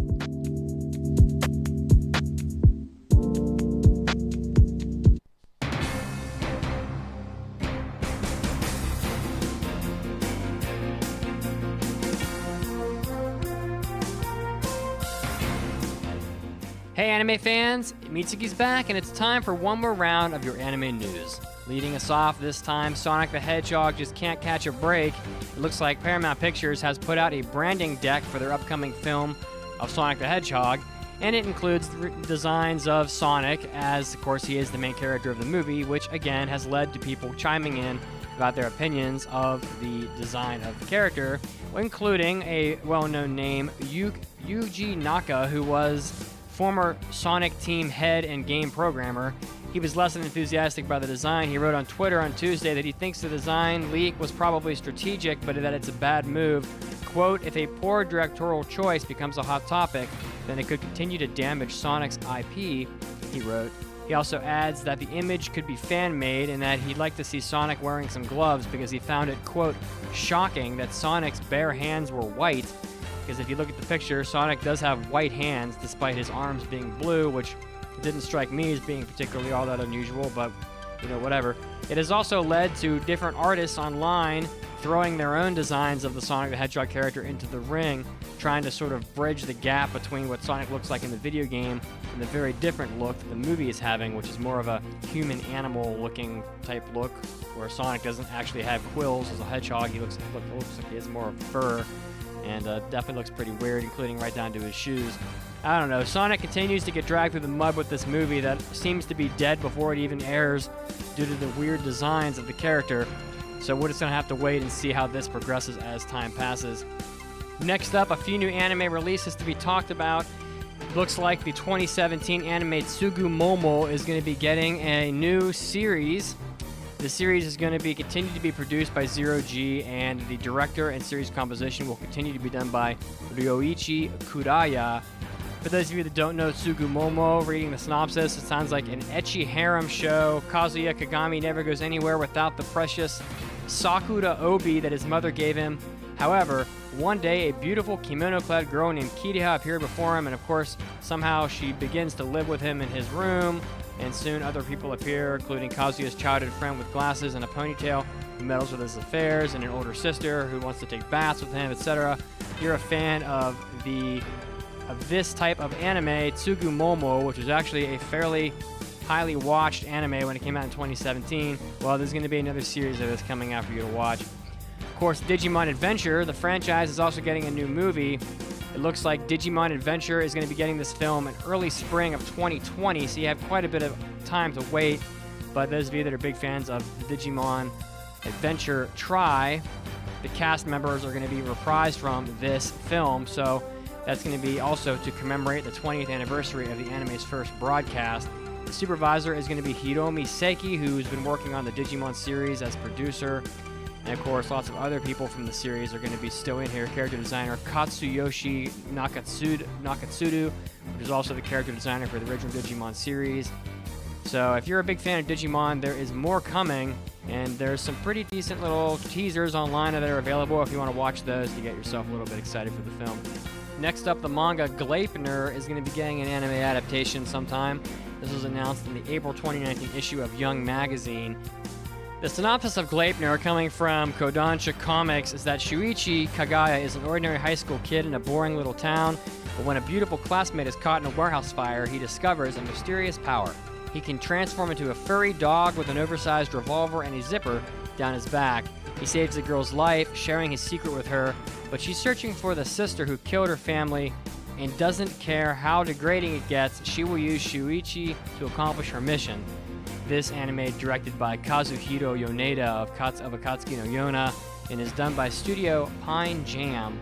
So this supernatural action manga is going to be getting an anime adaptation that's going to be coming out sometime in the future. So if you're a fan of that manga, or if you like that type of material, look out for it in the future. This is Mitsuki, and this was your anime news break. Now it's time to get back to the podcast. Hey guys, please go to okay, one more time. Visit jlist.net for... Oh man, that's not right. I gotta get this hosting down. If only Mitsuki Senpai was here to help. You called, my dear Kohai. Senpai? Wait, you can teleport? But of course. Now, do you wish to learn the ways of directing people to countless anime goods? Yeah, teach me the ways of letting everyone know about the amazing snack selection JList.com has to offer. Then listen closely, my Kohai. Go to jlist.com right now for all of your anime shopping needs and all of your anime snack shopping needs. Senpai, sugoi.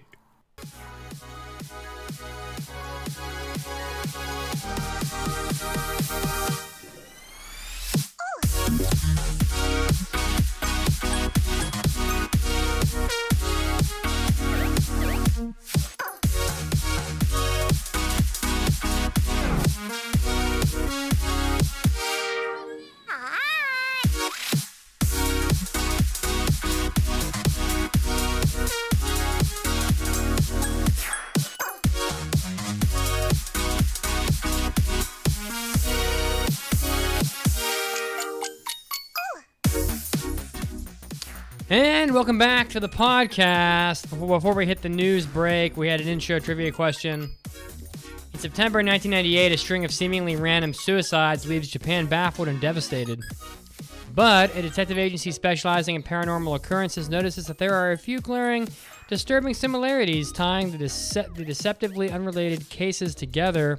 That anime? Oh, you asking me? Oh, I'm so sorry. Kara no Kyokai. Kara no Kyokai. UFO table. I have not seen that. It's a very, very good six. I was actually just looking it up. I think it's 7 films. So. Oh, okay. Seven or so. Oh, yeah, this has been on my list of things I wanted to check out. Yep.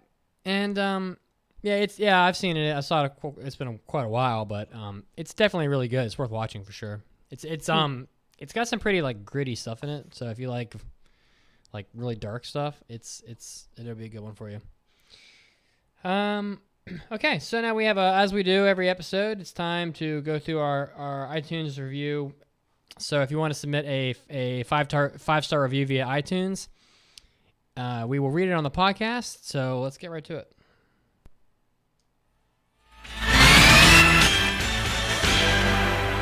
It's time for iTunes review. Mandy, why don't you go ahead? Alrighty, this 5-star review comes from Fantanio Casano. Hopefully I pronounced it right. He or she writes, hosts know their stuff. Been listening on and off for the past few years. Unique perspective on the way forward for the industry, coupled with their own experience or testimonials of reviews. Thoroughly enjoyed the Japan content and perspective of expats living around or abroad, as the cultural differences I would not have likely known and or experienced otherwise. That was a long sentence. Yeah, very long. I appreciate the dedication and the spent thoroughly. Oh, and I'm going to assume and have spent thoroughly researching specific industry topics and the exploration of different genres as well. This pod absolutely helped expand my viewing palette. So to all the past and current hosts. Oh, shout out to all the past and current hosts. Much love. Mm-hmm. Oh, thank you so much. Yeah, thank you, Fantanio, for the 5-star review. And of course, we're awfully close to 500 reviews. So one of you, I have some strange feeling that one of you will be the 500th review on iTunes this week, which is a pretty big milestone. So definitely head over to iTunes and make that happen for us. It'll be pretty awesome to get to that achievement. So, and thank you so much. Love you very much. All right, now the moment you've all been waiting for. Cells at Work, finally here. This is the we'll say the Mandy and the Sarah are about to nerd out in a way that you have not yet heard on this podcast, or just in general. A blended tornado of nerdery is about to come at you. A blended torrent of nerdery. Yes. So, and don't worry, it happens quite often. So yeah. So I'll just read the synopsis real quick. Inside the human body, this is right from the show. Inside the human body, roughly 37.2 trillion cells work energetically 24 hours a day and 365 days a year. Fresh out of training, the cheerful and somewhat airheaded red blood cell AE 3803 is ready to take on the ever so important task of transporting oxygen. As usual, white blood cell U1146 is hard at work patrolling and eliminating foreign bacteria, seeking to make the body their new lair. Elsewhere, little platelets are lining up for a new construction project. Which is, I mean, I don't even know how to write a synopsis for this anime because it's just a very medically driven view of all of the sorts of happenings that go down inside your body, and in an anthropomorphized manner. So pretty much everything is anthropomorphized. So done by David Productions, which is the studio that did JoJo. Kenichi Suzuki, also the director of JoJo and Drifters. Mm-hmm. So with that said, Mandy, Sarah, what were your expectations going into watching Cells at Work? My expectations were, I read the first volume of the manga and thought it was a lot of fun. There is a lot of action, so I really enjoyed it, and I really liked how there was a lot of knowledge. And I felt like I was learning something about the immune system, things that I didn't know, and so I liked learning something new from this. I always anytime there's an anime that teaches me something, I usually end up enjoying it. But so and then I saw JoJo names, people attached to it, so I was expecting a lot of over-the-top blood and action and funny because it's you do get some in the bloodstream. But and I got exactly what I wanted, so those were my expectations going in. I did have a lot of expectations for it. Whenever you say Cells at Work, I expected a little bit of medical information in there, but I didn't want to be one of the ones that watches the show and tries to scrutinize everything. And I cannot believe how much medical stuff that they have thrown into this in just creative ways that I even had to sit back and think a minute and say, hey, oh, now I know why this character acts a certain way, or it's cool that this character noticed this before this. It's very accurate. They have a lot of information in there. I love the little snippets of education they throw in there. And it's even helped me as a doctor kind of look at some of my own cases. And, it's an easy way to explain a lot of things, for at least immunology. And kind of blend your expectations and spoiler-free recommendation into one. I know. Well, yeah. So overall, your expectations were met or surpassed? I would say exceeded. Exceeded. Okay. Yeah. Cool. For me, I didn't know what to expect going in. I saw JoJo, and I think the promotional stuff for the anime had a lot of the white blood cell stuff in it, right off the bat. And so I saw like white blood cells being all badass and slicing up things, and I think I immediately thought it was going to be like. I thought it was going to be a lot more like JoJo than it ended up being. Yeah. That being said, because I just didn't know what it was about at all. That being said, it was not at all the anime I thought it would be, but I would say that that doesn't mean that that's in a bad way necessarily. So yeah, I think when I first heard that it was a story about like your immune system, I immediately thought of Osmosis Jones. So I thought it was going to be more like that. But more like that, but with JoJo, which is what my expectations were going in. You can never get enough JoJo. Hell yeah. That being said, do any of you have do you have a spoiler-free recommendation for Cells at Work? Just like that you want to throw out there? I was, before we started this review, I was thinking, man, this is going to be a really hard review, I think, because it's so episodic.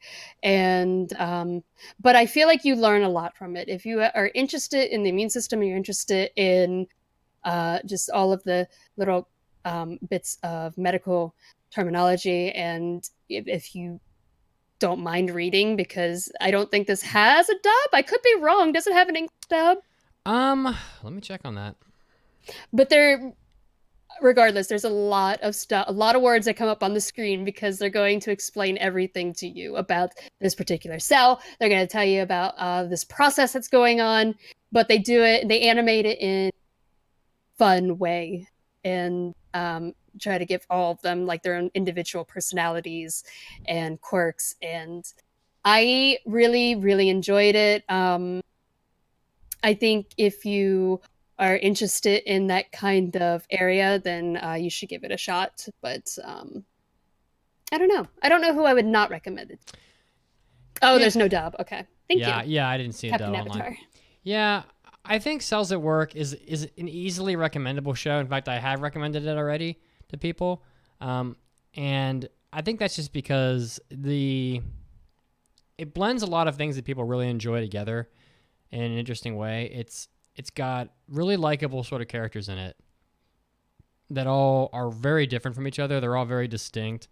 Everyone's doing their own thing. Like the red blood cell girl is so cute, and the white blood cell guy is just a badass. And then there's like the killer T cells, and they're badasses. And then there's the cute platelets.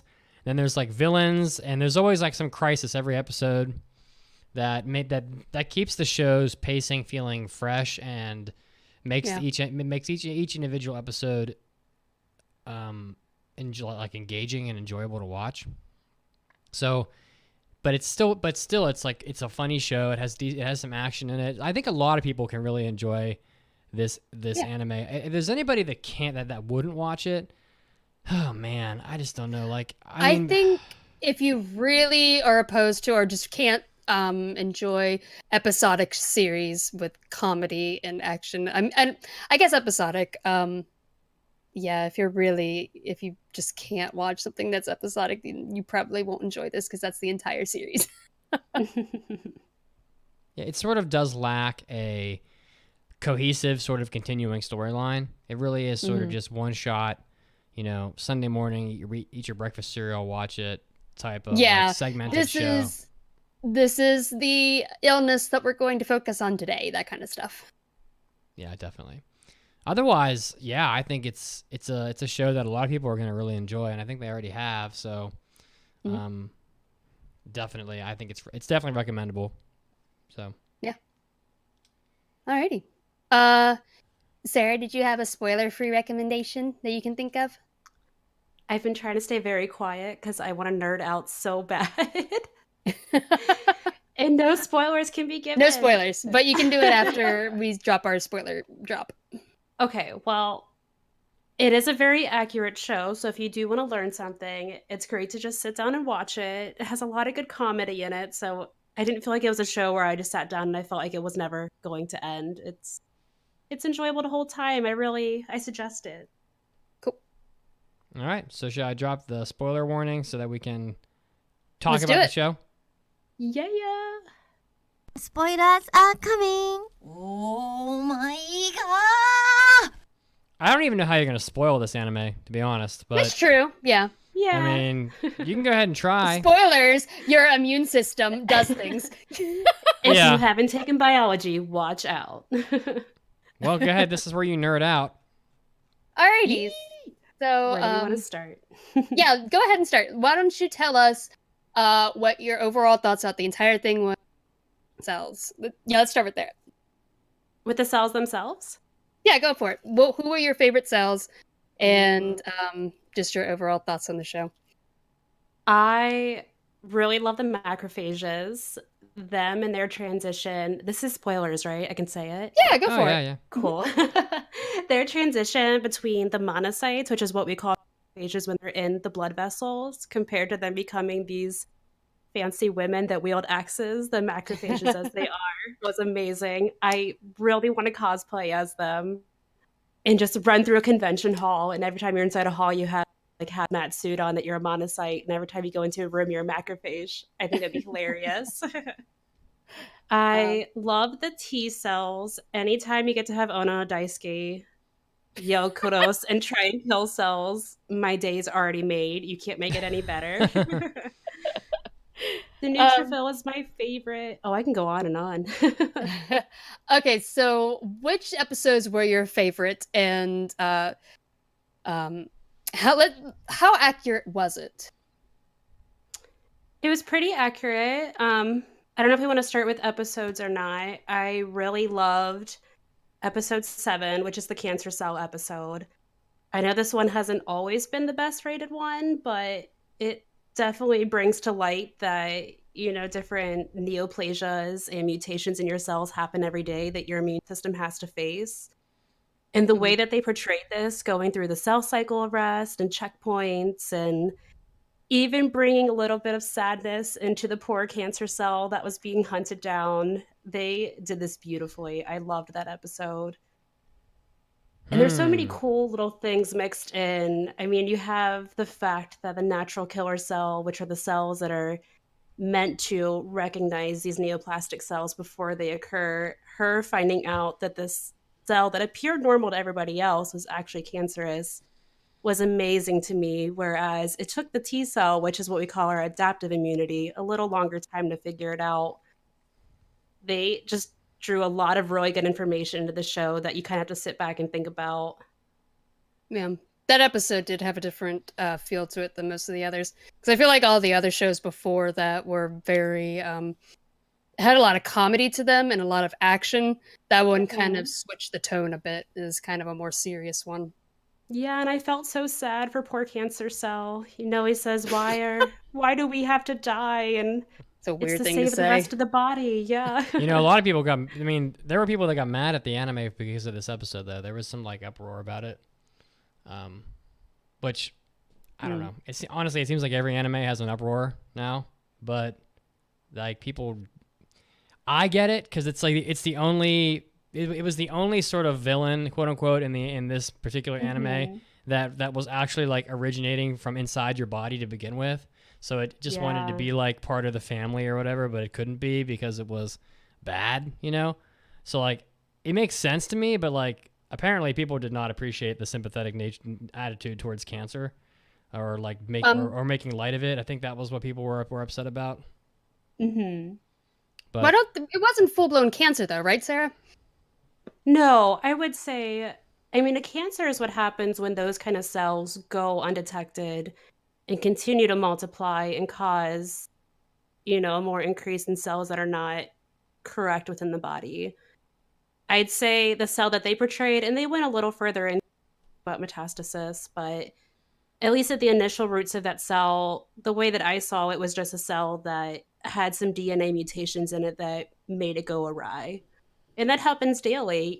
They threw a kind of funny number in there saying thousands of cells or millions of cells do this a day, which, cells do this, and the immune system does take those out. And that's why a cancer doesn't develop. But I don't know. So it kind of goes against the natural order within your body. Yeah. And the immune system's really set on finding those cells. So I was kind of surprised they put such an emotional twist on it.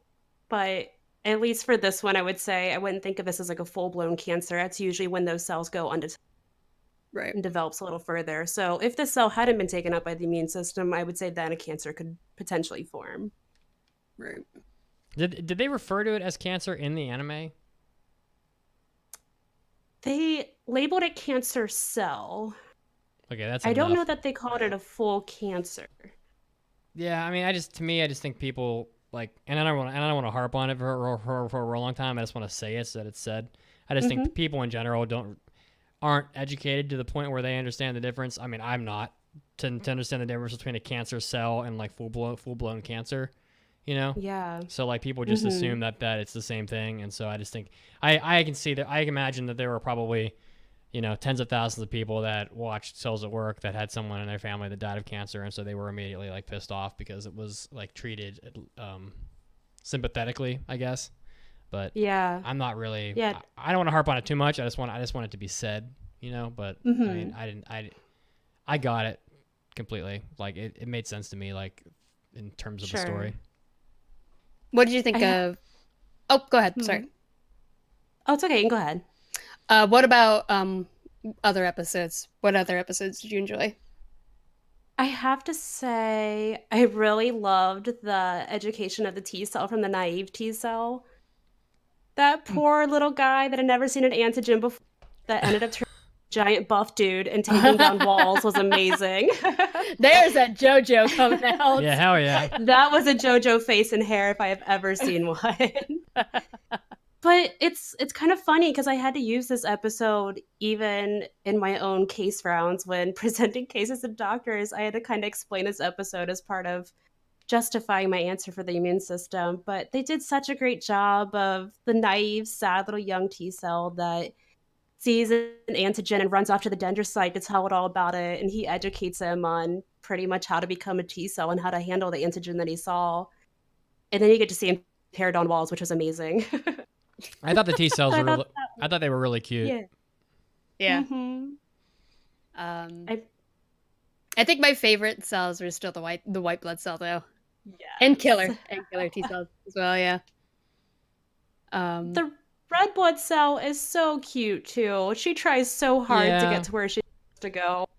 This is one thing where there wouldn't be a show probably without this, but I want to say it's completely okay that she has zero clue where she's going because she shouldn't have an idea where she's going. Yeah, I was going to ask you about that. The way that red blood cells kind of move throughout the body is all by pressure. So the body has a way of detecting the pressure in different vessels and changing that pressure to get blood cells to where they need to go for different oxygen demands of the body. So it is perfectly okay that you don't know where you're going because you shouldn't, and all your other red cells are delusional that they think they know what they're doing. So keep going, red blood cell. You've got this.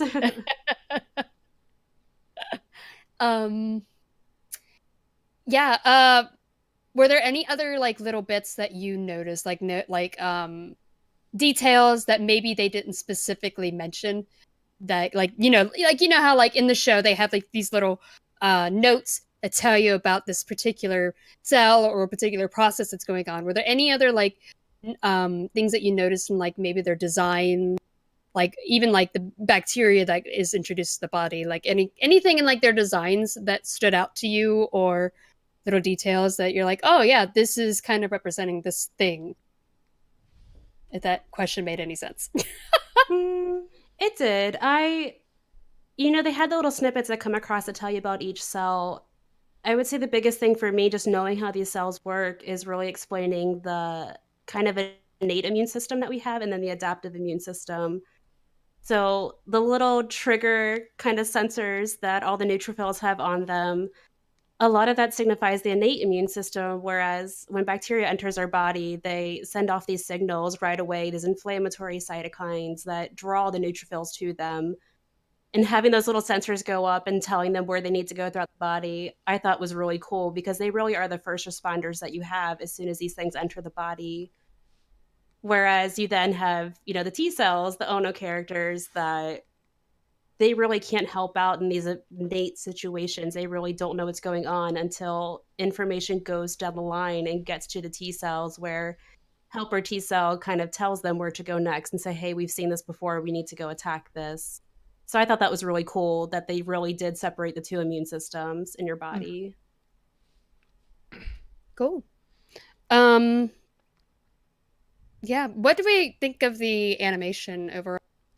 I thought the animation Characters. was like pretty good. I mean, Yeah, me too. it wasn't the best animation I've ever seen, but it was plenty good. I had no complaints at all. Yeah, I really like the character designs. I think it's interesting that in your immune system, in your blood cells, are like bleeding. I'm wondering, does it like layer down? Do they also have all the cells too? Well, I think in this show they use blood for cellular contents, but Gotcha. Okay. kind of spewing of all those contents all at once. I thought it was actually funny that they had the case of bacteria being able to throw their capsules or cell walls at the immune cells. Yeah. Bacteria can't really defend themselves in that way. I was going to ask you, was there anything that seemed... I was actually going to ask you, is there anything else that was not accurate? They kind of exaggerated. Well, having bacteria with knives is definitely one thing that you probably won't see in the real body. Yeah, usually the immune system, once they find this bacteria, they can take care of them pretty quickly, which is good. That's what we want. So yeah, I would say that's one thing that there wouldn't be a show without it. And I have to say, with this character design, I want to collect one of every single one of these bacteria in my body. Wow. I mean, all of these cells, all my cells look like JoJo characters. That's for sure. The little fat cedar pollens are one of my favorites in this entire show. Oh yeah, God, the Kafun show. Yeah. Yeah, I love them. I wouldn't be surprised at all if there's like little gotcha machines in Japan that contain maybe little models of the I'm bacteria. sure. Yeah. If anyone goes, I need one. How'd you like how they animated a sneeze? It's like this giant. It does feel like rockets are coming out of you sometimes. It's not rockets. It's not rockets. I love how they even showed like the steroid when they took a steroid capsule, and it's this little robot that comes out and just destroys everything near it. I thought that was great too. Yeah. Oh, go ahead. Yeah, I was just gonna say I think my favorite episode in the show was probably. I really liked the one where they were all overheating, where the guy was having heat stroke, because I thought that I thought like the sudden needle that came in, the IV that came in to like, was that the first time in the show where the problem was resolved via like external intervention? I can't remember exactly, but like they give the guy an IV and like there's all this water pouring into the body from this IV, and like all the cells are so happy because of it. Yeah, they're having like a beach day. Water from the heavens. They're all swimming. It was just hilarious to see this giant needle show up, and everybody's like, "What the hell is that?" and I also love the hemorrhagic shock episode where all of a sudden there's all these new blood cells. Who are you? We were frozen away somewhere, and now you're here. Because he got a blood transfusion. Yeah. I'm kind of wondering why they didn't have a needle show up for that one either, because they would have used the needle for that, right?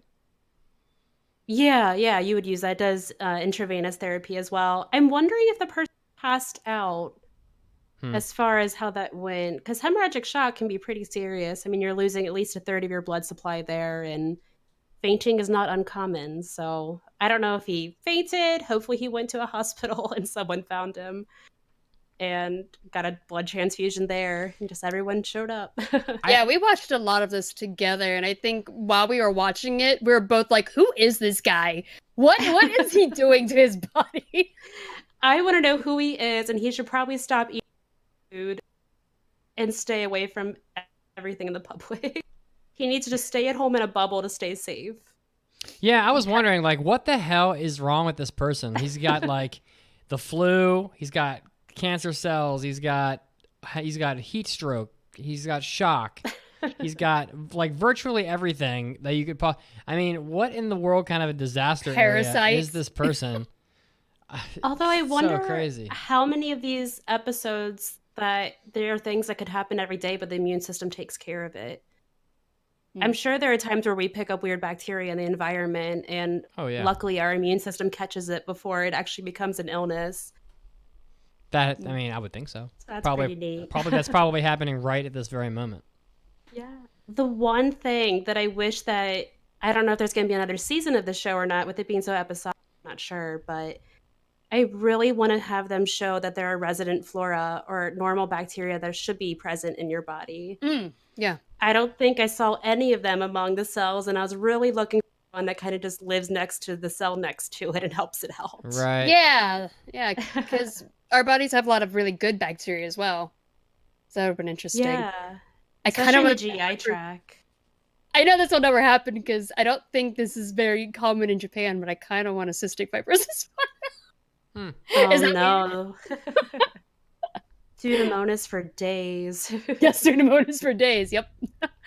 I don't know. I want one to explain things to me in a way that I can understand. Because my doctor tells me stuff, it goes right over my head. Well, I will draw you these scenarios and I will help you. Oh, please do. Oh, make everything a cute little character. Although you get really sad. So I do review some pathology slides of tissue of random things. And now every time I see a new cell or any white blood cell, I get really excited and cheer them on for whatever they're doing. Yeah, you talked a little bit about how this has helped you. Has it? Are there any other cases that you can think of? I remember you saying that you were using it during rounds one time. Yeah, and a lot of that was with that poor little 9 cell, because we always get the question of why do we have an immune reaction to something, and the idea of him figuring something out and having to go to the dendrocyte and getting knowledge about it was huge. What about the episode? Didn't they have an episode where they brought back a bacteria that which episode was that? Where they brought back a bacteria that had previously attacked? Yeah, the Staphylococcus aureus. Yeah. Yeah, so that one, our dear friend that developed an antibiotic resistant, that was a great one.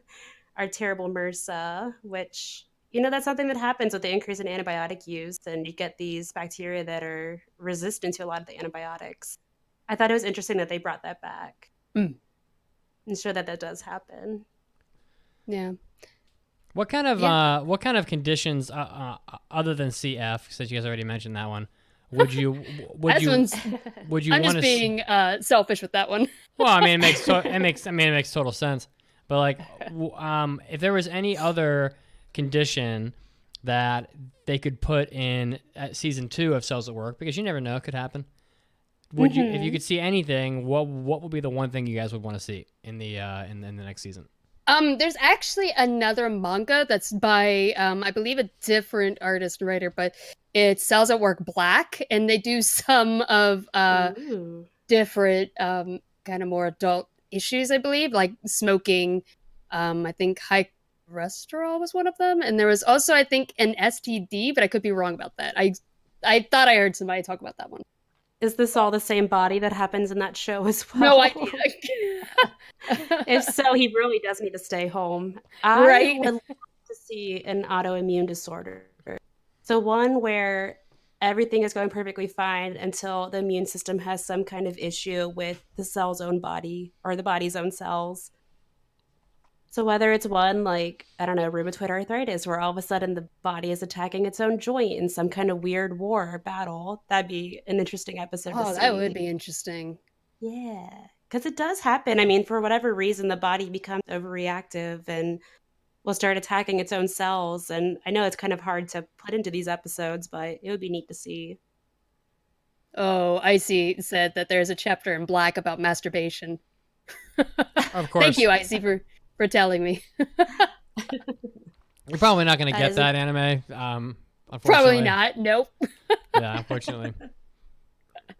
It says the author of that one was Shigemitsu Harada, which is not the author of the original one. Interesting. But It might be fun to see something like, I don't know, like maybe food poisoning might be fun to see. didn't they already have one? Did they do food poisoning? They had enteritis vibrio, which was on my licensing exam, and I wish the show was before that occurred. It would have been a lot easier to remember. They had one from eating raw fish, Ah. but it was very short-lived. All right, screw it. Ebola virus. Let's just go for it. Oh gosh. God. Zombie apocalypse. It turns like your blood into like black sludge. It's pretty intense. Well, we watched the OVA together, and or the little special episode. The common cold, I love that episode. Yeah, on the cold, but those did turn into zombies, didn't they? Yeah, I Yes. think so, yeah. I thought that was so much fun because the cold's not a virus that a lot of damage to the tissues around it, but it still likes to mess with things. And poor little T cell wanted that gift so bad, and then it was a joke. I like their little hats that they had. Yeah. Yeah. They're so serious about their jobs too, the T cells. Yeah. It's Yes. a really tough it's a tough boot camp for the T cell. Was there anything that you did not like about the series? It's really hard for me. I feel like it's really hard because I feel like I learned a lot from it, and it was fun to watch, and it made like consuming that information a lot easier for me. Mhm. So hard for me. I'm having a hard time thinking of something that I really disliked about it. I wouldn't say there was anything I disliked. There were times where I became very anxious. These blood cells are just wandering back and forth for I don't know how long, or standing still for I don't know how long. And all I'm thinking about is that there's going to be a clot somewhere. Oh, that's true. Blood flow is going to stop. Yeah, they're just sitting around doing nothing. Yeah, at least as thinking of my own like cardio cases, blood should never stop. And it should also never walk around in circles or run in circles. But there wouldn't be a show without those things, so Yeah. it makes sense. So, are you guys ready to give the show a score? I think so. Yeah. I have nothing Was further there to anything add else that you personally. Was there anything else you wanted to say, Sarah, before we moved on? No, I think I've covered about everything. You know, I'm happy to nerd for as long as we can.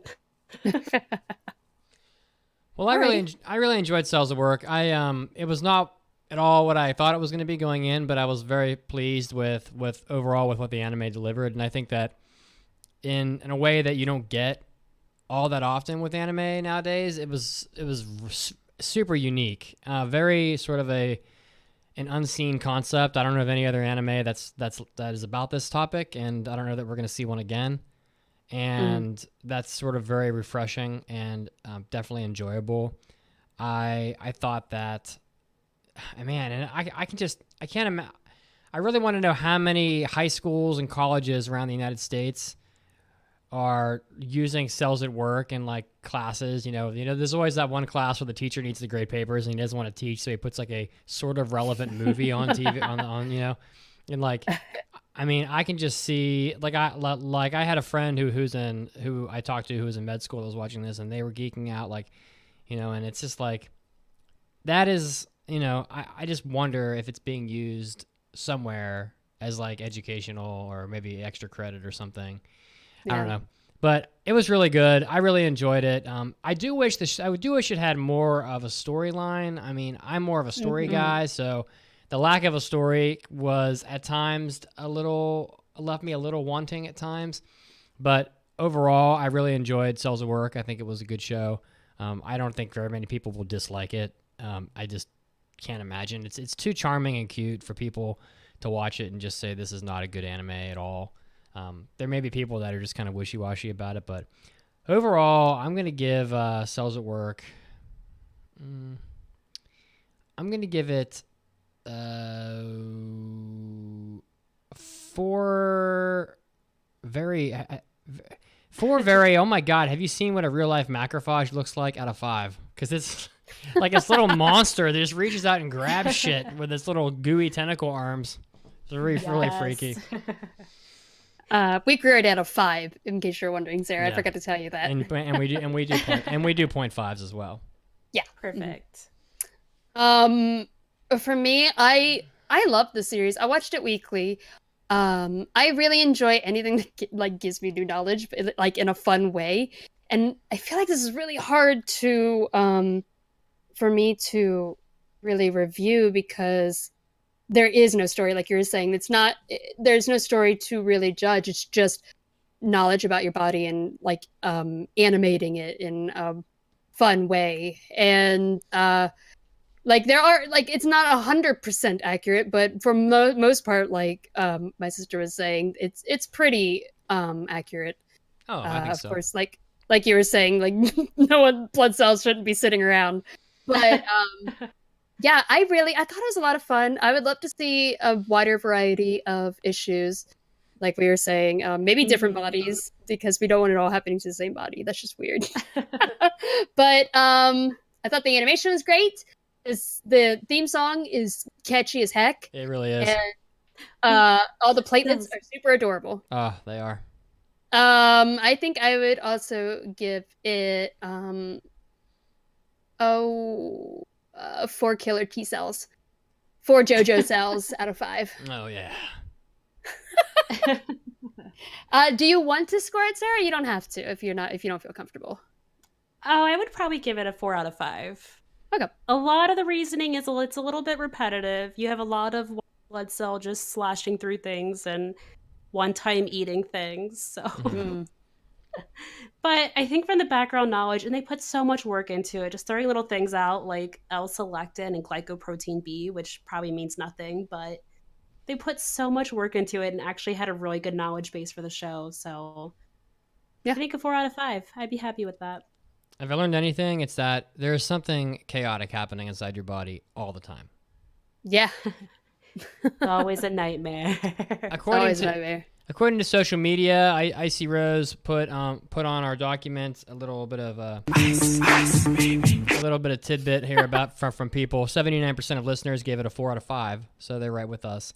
14% gave it a 3, 7% gave it a 5.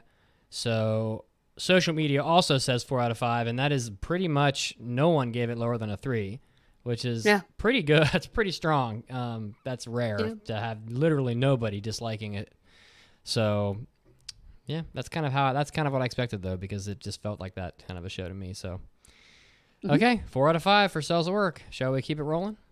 Let's do it. Ooh. It's time for an almighty anime mailbag. Anime. Mailbag. All right. Of course, again, if you want to leave a mailbag, you can do it on our website, AAAPodcast.com. There's a mailbag button on the top, and the mailbag button will let you submit mailbags. You can submit hentai mailbags. You can submit topic requests. You can submit Enzo Senpai's Notice Me Corner. You can submit Anime Shark Tank suggestions. All that at the same place on the website, so get to it. First mailbag is from none other than Icy Rose. Who would like to read the mailbag from Icy Rose? I got it. Icy Rose writes, "Hi again, AAA hosts. Overpowered protagonists are becoming more prevalent these days, and it's been discussed that protagonists that are never challenged or learn anything are generally not good since the character never grows. But some successful examples exist. Namely, the great teacher himself, Onizuka. What separates him from all the other overpowered characters, and how would you go about trying to make protagonists like that work?" I had a lot of notes. You're like, this is your dude, so you got this. Yeah, I had a lot of notes written here for this. Yeah. The overall point on Onizuka, and I think what makes him a really compelling and interesting character, and not just like a really OP guy that just because it's not really necessarily going to be interesting if the main character is just so powerful that he never faces. That it just makes things uninteresting sometimes when that's the case. But there's a lot of conflict in GTO. There's many short story arcs in GTO, and each of them are really compelling. And so Onizuka faces just many really glaring conflicts that he has to overcome, and I think that makes the story interesting.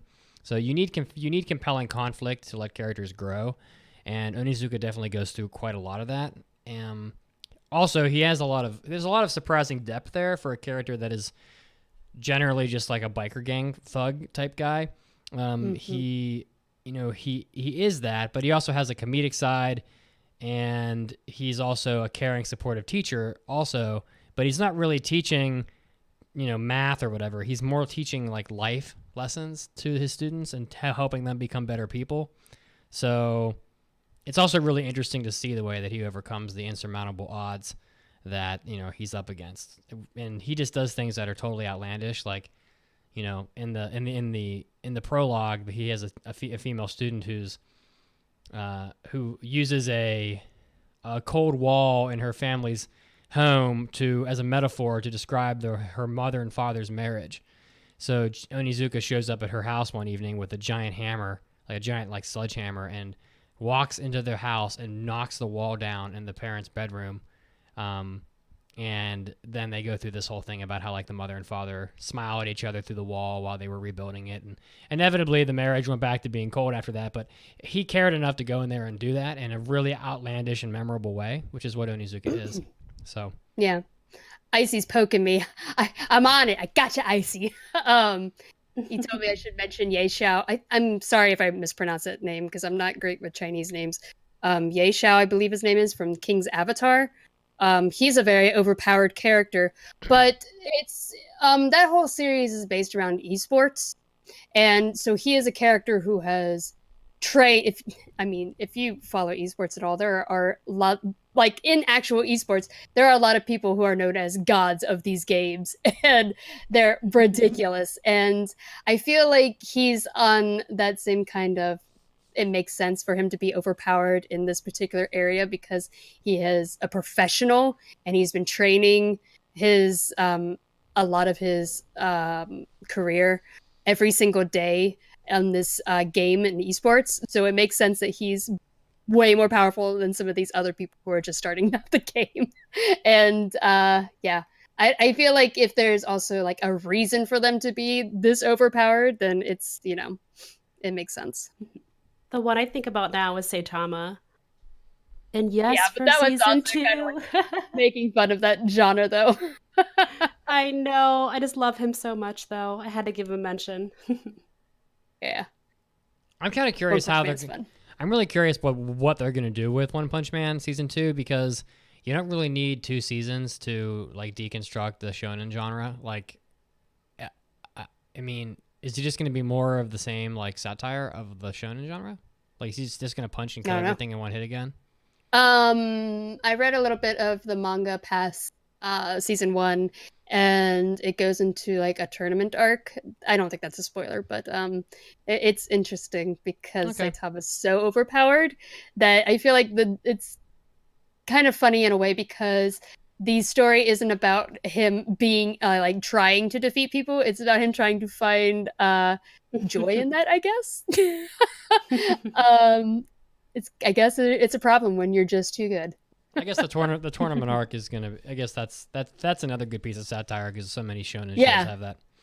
Yeah. Next mailbag is from Nelly 1876. Hey all, I haven't been super active these past few years, but I've been around almost the entirety of your podcast run. I came on around episode 40 back when I was in middle school.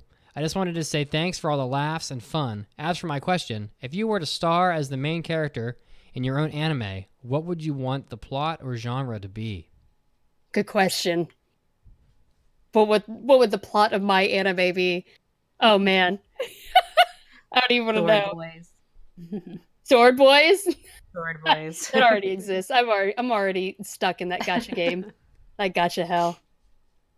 I don't know. What about you, Mitz? Well, Yeah, first I just wanted to say that, of course, like we know who Nelly is. Nelly's been around since like pretty much the beginning. So thank you for sticking with us all this time. Definitely. Thank you. If you were in middle school, then you are probably, oh man. So let's see, you're in middle school when you're like, what, 13? So that means you're probably out of college. If you went to college, you're probably not even in college anymore. This podcast is too old. So I would want to be doing like great things and exploring worlds and dealing with situations that are not what we know in our general daily life. I mean, if I have the ability to be put into an anime of all things, of my choosing, I want it to be a fantasy anime, or I want to be out like having a space adventure or something, because if I can have anything, I want it to be exciting and grandiose. Or a harem with really busty girls and devil girls and a cat girl. What do I want?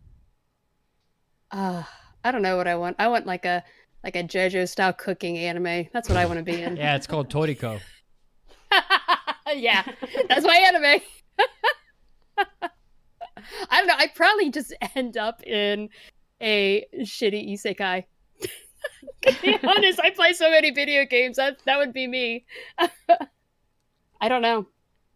What anime would you want to be in, Sarah? Oh, I don't even know where to start with that one. We can start an idol anime together. Yeah, you two should All be in an anime together, both of you. Yeah, I just want to manage the idols. Yeah, we're gonna manage a basketball idol team. Yes. Just do it.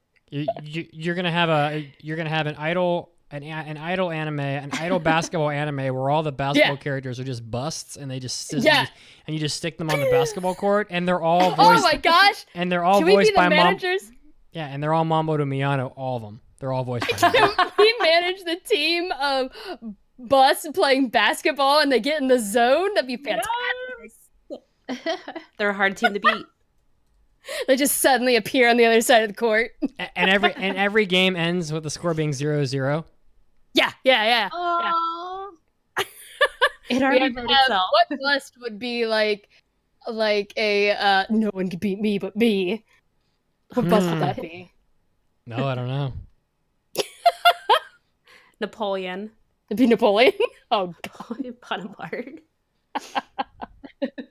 Okay. Well, there you have it. Yeah. Okay. Well, we did it. Every time we finish a podcast episode, I'm always surprised. So. Why? Oh, I don't know. I'm just kidding. So, well, I hope everybody enjoyed this episode. We have completed episode 463, and of course, a big thank you to Sarah for joining us for her inaugural. Is that the right word? Her maiden voyage of a podcast. Is this your first podcast ever? It is. Oh my god! Thanks for having me. Oh, you're so welcome. Wow, your first podcast ever. That's so nice. Such That a happened to me noob. once. A noob. That happened to me once. All right, guys. Well, of course, if you want to support the podcast, you can do it over at AAAPodcast.com/join. We're going to be doing an after party right after this, so we're probably going to have something fun to talk about. So you can stick around if you're watching live for that, or you can catch that episode on our website. And, of course, the hentai episodes and hobby addicts are there as well, so you can help out the podcast. Do you have a Twitter you want to give out, Sarah? We can probably get you like at least 2 followers. I don't think she has Twitter, do you? I don't even have a Twitter. Good for you. Right? All right. On that note, we'll see you guys next week on the podcast where we're going to be reviewing Good as Any. So you're going to hear me talk about sports, and yeah, I'll be excited, but no one else will care probably. But I'm going to be so enthusiastic that you're all going to love it. We'll see you guys next time. Bye. Bye.